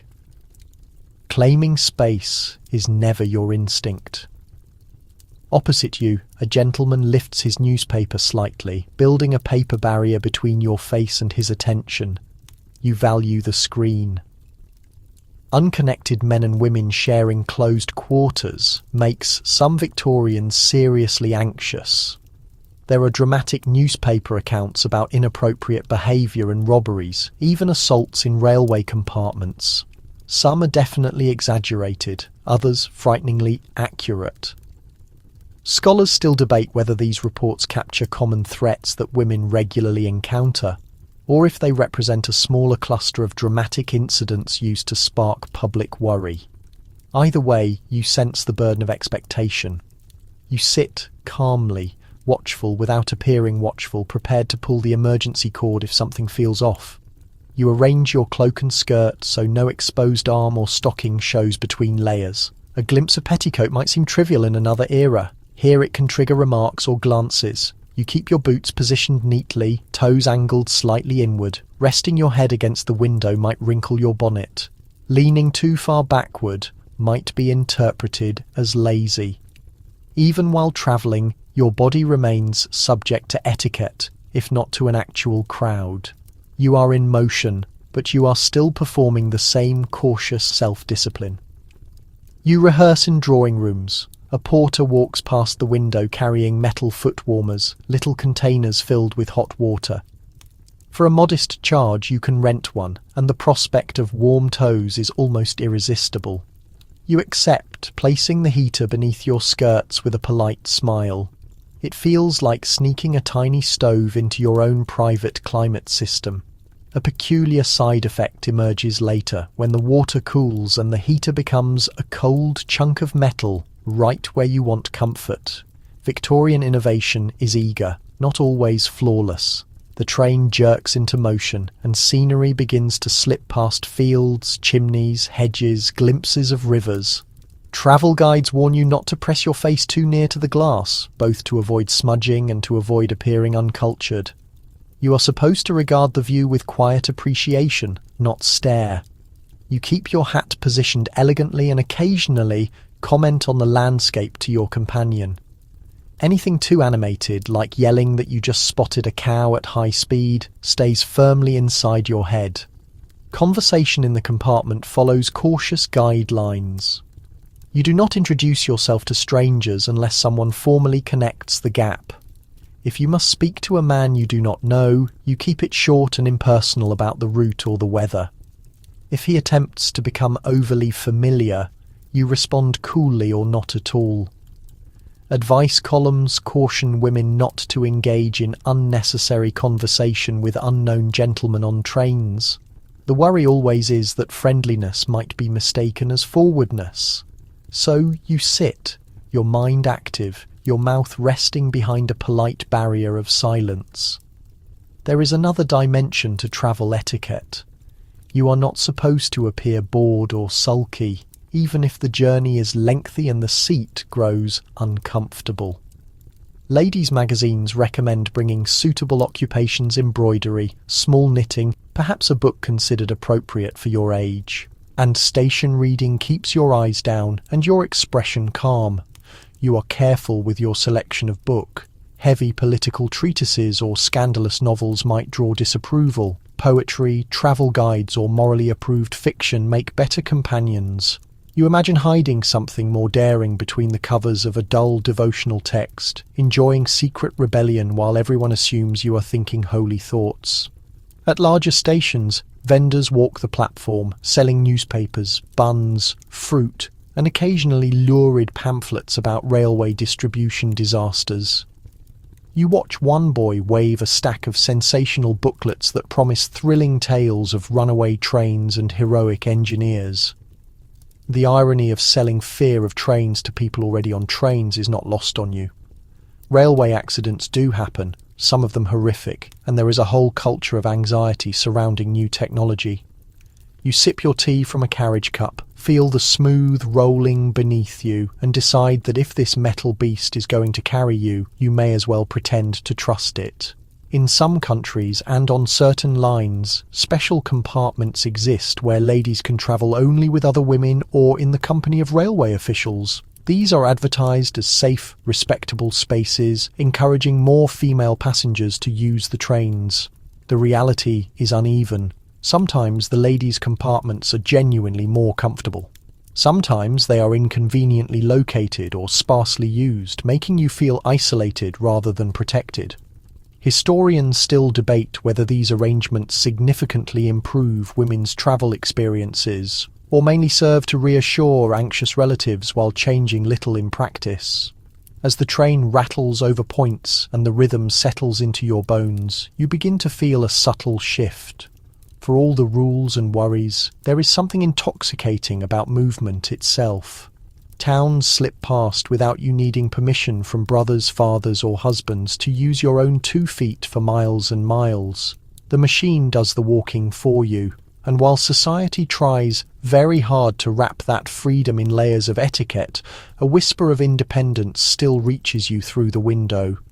When the train finally slows and the station roof rolls into view, you gather your things. With practiced care, you check that your gloves are straight, your hat secure, your shawl neatly folded.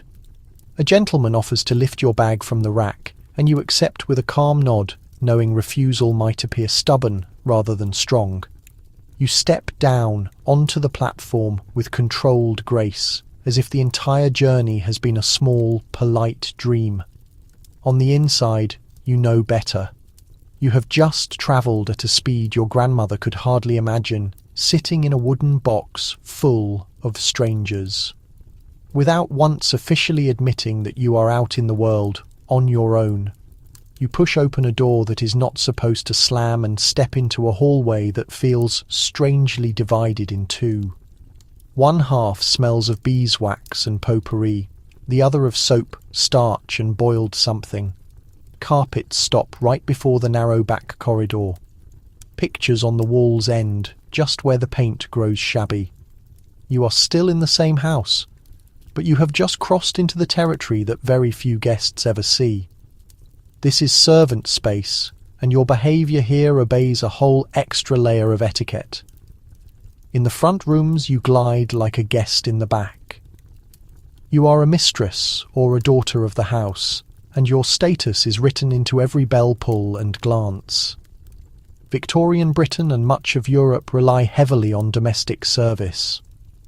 For many middle-class families, having at least one servant is not just convenient, it is a badge of respectability. Census records from the 19th century show that domestic servants are one of the largest groups of workers, especially young women who have left rural homes to earn wages. The idea of a respectable home without any help often feels incomplete, like a stage without backstage crew. You hear the faint clink of dishes from the kitchen and the soft thud of footsteps on the back stairs. Invisible labour surrounds you. Etiquette does not simply say that servants exist, it dictates exactly how you interact with them. You are expected to be firm but kind, never overfamiliar, and always conscious of rank. First names are common for female servants, surnames for male servants. Your own name, by contrast, is wrapped in titles. To servants you are Miss, Madam or Ma'am. Even if a maid is twice your age, she must address you with formal respect while you call her Mary, as if she is permanently stuck at the level of a schoolgirl. There is a rule about gratitude. Some advice writers claim that thanking servants too often can blur boundaries. You are supposed to show appreciation through fair wages, decent treatment, and holiday gifts, not by showering them with everyday thank yous the way you might with equals.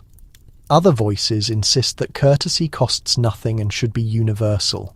Historians still debate whether most households lean towards stiff distance or warmer politeness in daily exchanges. Letters and memoirs describe both frosty mistresses who barely nod when tea appears, and women who cannot stop themselves from saying thank you for every teacup and coal scuttle. You stand somewhere in the middle, trying not to sound either icy or overly friendly. You pass a row of bell pulls hanging like decorative vines along a wall. Each one connects to a wire that snakes through the house to a board in the servants' hall. When someone in the drawing room tugs a cord, a little label jiggles. Downstairs, dining room, morning room, bedroom. The bells ring with different tones so that an experienced maid can tell them apart by sound alone. To you, the bells are a convenience.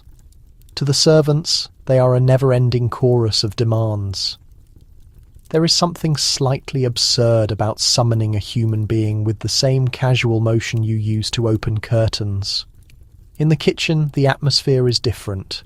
Heat, clatter, the smell of roasting meat.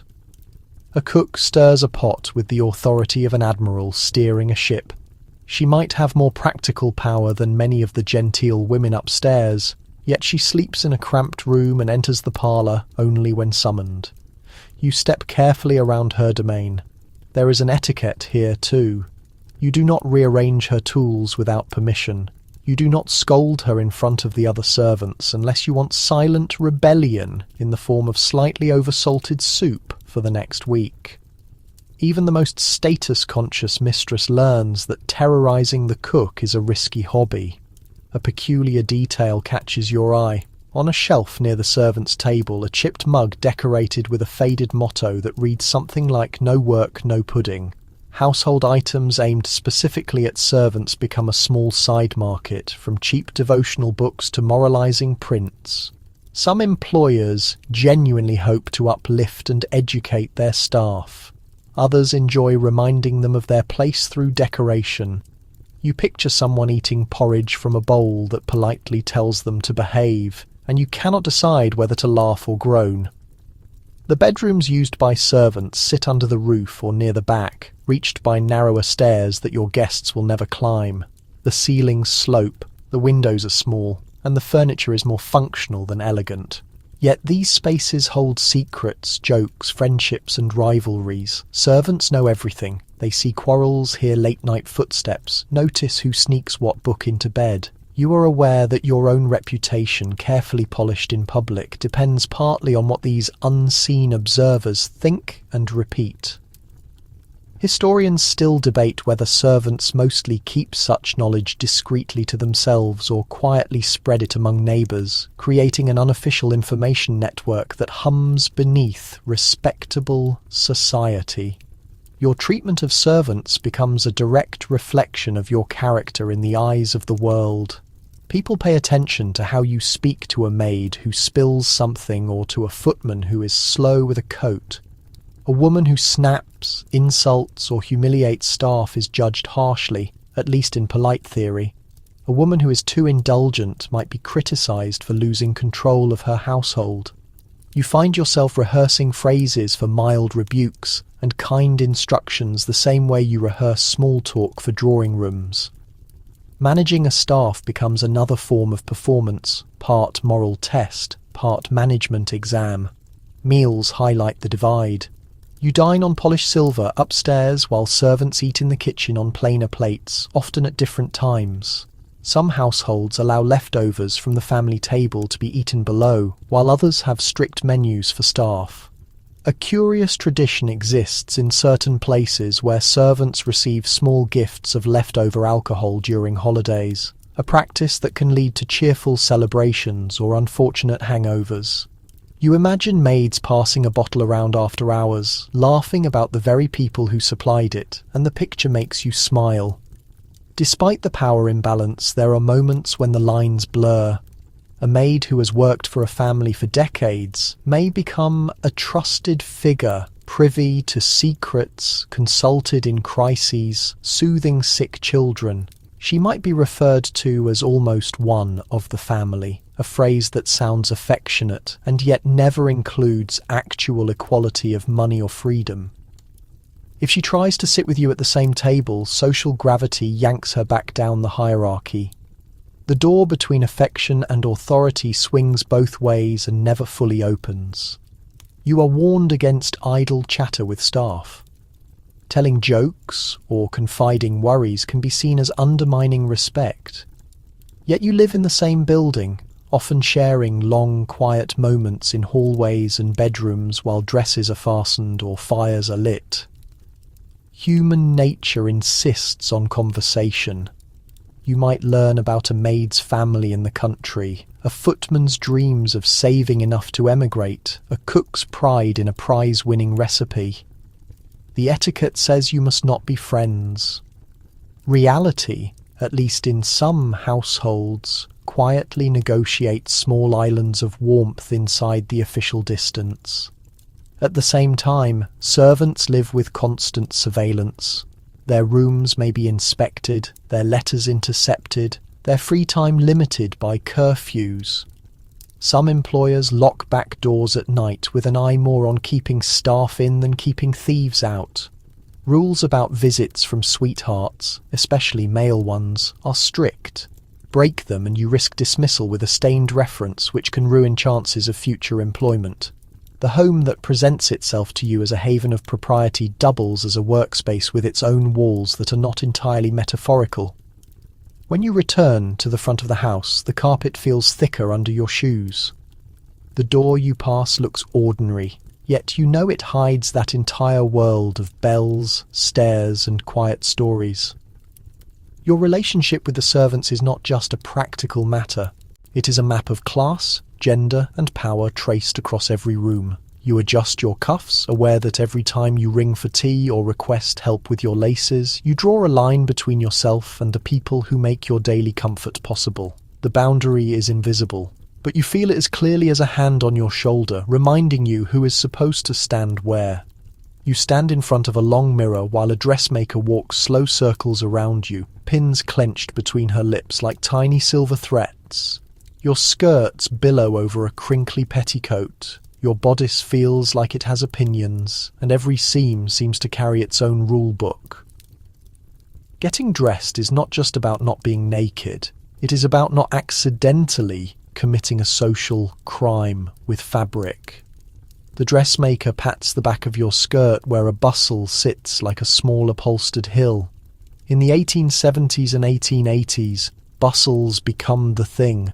Little frameworks that shove the back of your dress out into dramatic shapes. Fashion plates show women with silhouettes that look almost architectural. You shift your weight and feel how the whole construction changes the way you stand, walk, even sit.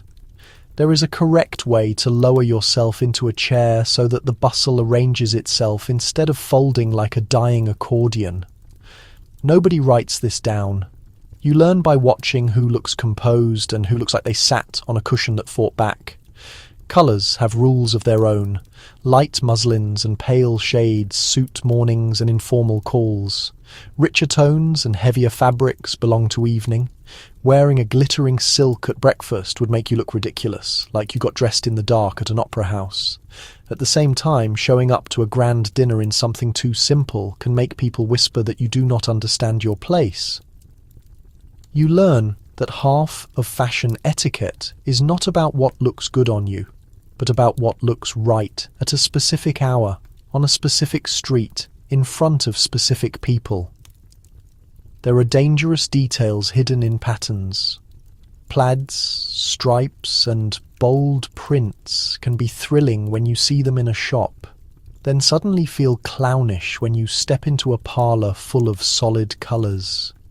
Some advice writers warn young women against following extreme Paris fashions too quickly, suggesting that only the very wealthy or daring can afford to look outrageous. Everyone else is supposed to aim for tasteful moderation. Historians still debate whether ordinary women actually keep up closely with Paris trends, or mostly rely on local dressmakers and practical sense with fashion plates serving more as dreamy inspiration than strict instruction. A small disaster waits in the realm of hemlines. Your skirts should hover at the correct distance from the floor. Too short and you look fast or childish. Too long and you risk tripping or sweeping up every bit of dust like a walking mop. Muddy hems are not just inconvenient, they are embarrassing. Some women sew tiny, removable dust ruffles along the inside, secret sacrificial strips that can be changed out when they turn grey. You imagine a dark little pile of defeated ruffles in some back room, casualties of one too many rainy walks. Hats and bonnets turn your head into a weather vane of taste. Feathers, ribbons, flowers, even taxidermied birds wired to the brim appear in shop windows. It is possible to misjudge and end up wearing what looks like half a shrubbery on your head. One peculiar fashion fad involves trimming hats with real stuffed birds, which requires more than one unfortunate sparrow to die in the name of elegance. You tilt your head and sense your hat pulling gently at your hair. The divide between elegant and absurd is incredibly narrow, and you are forever balancing along it with hairpins. Gloves present another challenge. Outside, your hands are seldom uncovered. Extended gloves for nighttime events, briefer ones for daytime, more subdued shades for calls where you might genuinely handle objects. Taking them off at an improper moment can appear bold or thoughtless. Leaving them on when others have slipped theirs off can seem rigid. You cultivate an instinct for glove timing, removing them with rehearsed elegance precisely as tea arrives, drawing them back on the instant you rise to depart. Gloves function like social barometers, continuously sliding on and off to suit the circumstances. Then there exists the threat of an authentic fashion disaster. Crinolines, those expansive cage-like structures that support skirts outward in the mid-1800s, generate some of the most unfortunate incidents. Women unintentionally topple vases, become wedged in tight doorways, or experience skirts lifting in sudden breezes to expose far more underskirt than anyone cares to mention. There are distressing stories of crinolines igniting from open fireplaces or candle flames, a danger so genuine that certain safety-conscious individuals protest against the fashion altogether. You maintain a secure distance from the hearth and consider that any garment capable of spontaneously transforming into a blazing pavilion is possibly somewhat problematic. Beneath all this, a subtler transformation starts. Some women begin to resist, not by destroying their corsets in a theatrical display, but by gradually moving toward ease and usefulness. The rational dress movement promotes looser clothing, healthier foundation garments, and in particular communities, bold pieces like bloomer-style trousers for physical activity. A handful of courageous individuals wear shortened skirts over pantaloons for strolling or riding bicycles and immediately become subjects of interest and disapproval. Publications enjoy ridiculing illustrations of women in trousers. You envision yourself venturing out in relaxed, functional attire, walking unhindered. Then, recall that in numerous locations you could be observed or possibly requested to exit public areas. If you genuinely attempt it, even modest adjustments can feel defiant. You might discreetly ask your seamstress for somewhat less boning in a bodice, slightly more space in the sleeves, a pocket stitched into a skirt where nobody will notice it. An actual pocket feels nearly forbidden. It allows you to transport coins, a note, perhaps even a slim book passage without requiring a handbag. Ownership of items without perpetual visibility equals a tiny spark of autonomy. The day you slide your hand into that concealed pocket and touch something that belongs solely to you, you experience a private excitement. Failure to follow unspoken fashion conventions can have consequences. You wear an excessively vivid shade to a somber event, and people retain the memory. Appear in outdated sleeves, and elder women exchange diplomatic methods to notify you. Your satirical publications delight in publishing cartoons of women consumed by preposterous outfits, implying that pursuing fashion too intensely is equally foolish as disregarding it. You are required to navigate a confined route where you neither hold fast to ancient styles nor throw yourself recklessly at every fresh one. No stress whatsoever. You are simply expected to be classic, contemporary, reserved, and expressive all simultaneously. At the same time, you can observe how clothes transform into a language women employ to deliver subtle messages. A slight raising of a hemline for walking, a plainer bodice for charitable work, a more substantial boot selected for genuine movement rather than presentation. Athletic garments like fitted jackets for horseback riding or subsequently for cycling suggest that women are entering activities previously allocated mostly for men. Historians continue debating whether these transitions in fashion truly indicate widespread transformation in female liberty or primarily provide a regulated environment where a limited number of women can explore, while most persist with traditional styles. By the time the seamstress completes adjusting your bodice and withdraws, you appear flawlessly aligned with prevailing taste. No hemline misplaced, no shade conflicting with the owl, no hat plume too assertive. On the exterior, you are the embodiment of conformity. Yet you sense the marginally relaxed lacing, the minuscule concealed pocket, the functional durability of your boots under the silk. They are minor selections, virtually invisible, but they belong to you. In a realm where an incorrect sleeve can provoke commentary, quietly selecting your own sleeve becomes a small, slight, determined act of self. You stand on a crowded urban street where the atmosphere tastes of coal and aspiration. Skirts rustle past in all directions, but something about the motion feels distinct from the ancient prints and portraits. Women rush along with books beneath their arms, paper packages, occasionally even briefcases. A girl roughly your age grips a stack of exercise books against her chest, ink still fresh on tidy handwriting. Somewhere a bell sounds from a schoolroom, not a drawing room, and the noise feels like a small fracture running through the traditional rules. You turn a corner and observes the entrance to a ladies' college, its stone doorway bordered with ivy and gravity. Young women in simple, functional dresses move in and out, laughing, debating, not one of them moving like she's meant to be invisible. In the late 1800s, increasingly more women begin to attend lectures, complete exams and achieve qualifications, particularly in Britain and the United States.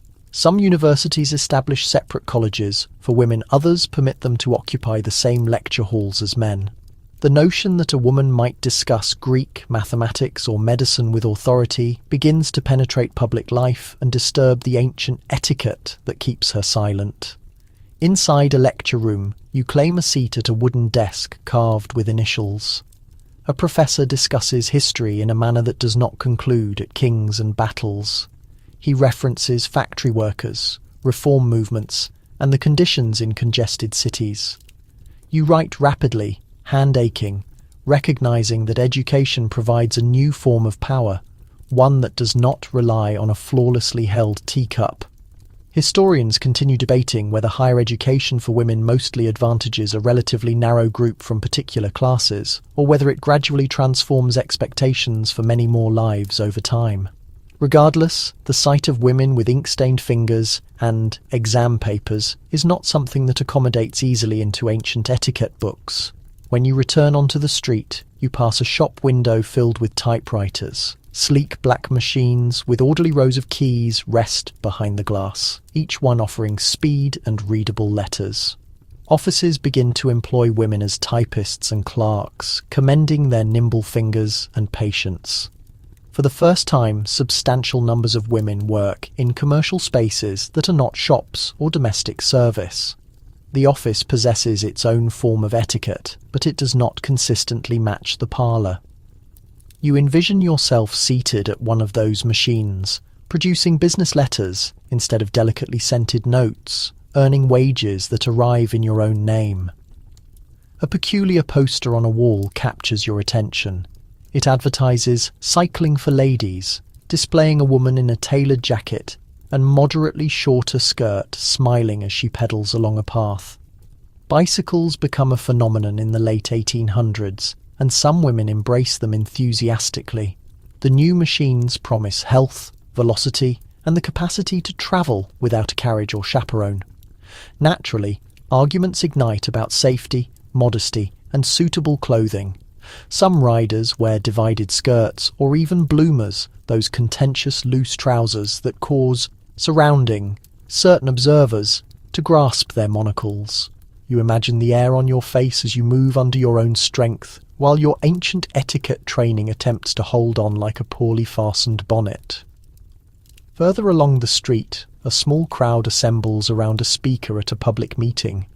You move closer and realize that the voice belongs to a woman on a temporary platform, her hat secured firmly, her eyes bright.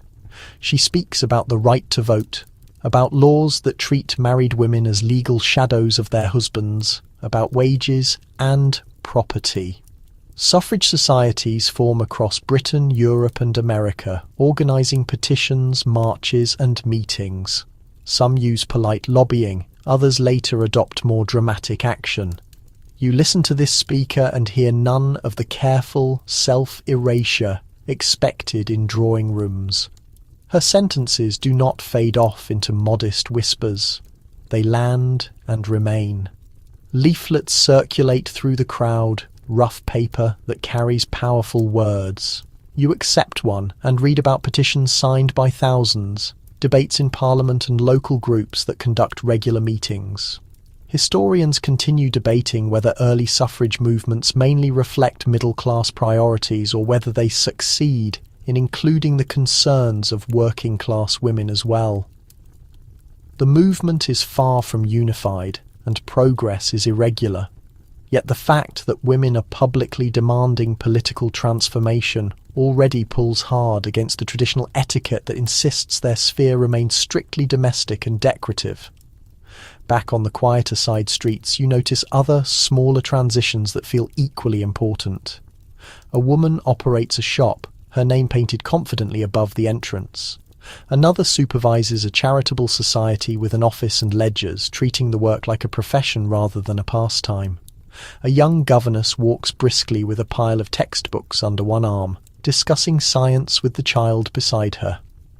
Instead of solely needlework, these lives do not fit neatly into the picture of the perpetually smiling, perpetually quiet angel at home. They expand the idea of what a respectable woman can accomplish without forfeiting her place in society. In print, the transformations grow louder. You discover magazines that include articles written by women about work, law, and health, sometimes under their own names, rather than safe initials. Novels explore lives where female characters desire more than a good marriage and a comfortable sofa. Some stories conclude with compromise, others with rebellion, a few with quiet tragedy.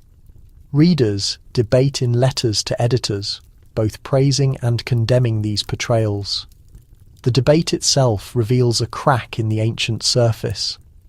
If people are quarrelling about how women should behave, it means the rules no longer appear as solid as they once did. The ancient etiquette does not vanish overnight. You still observe tea tables, corsets, chaperones, and card trays.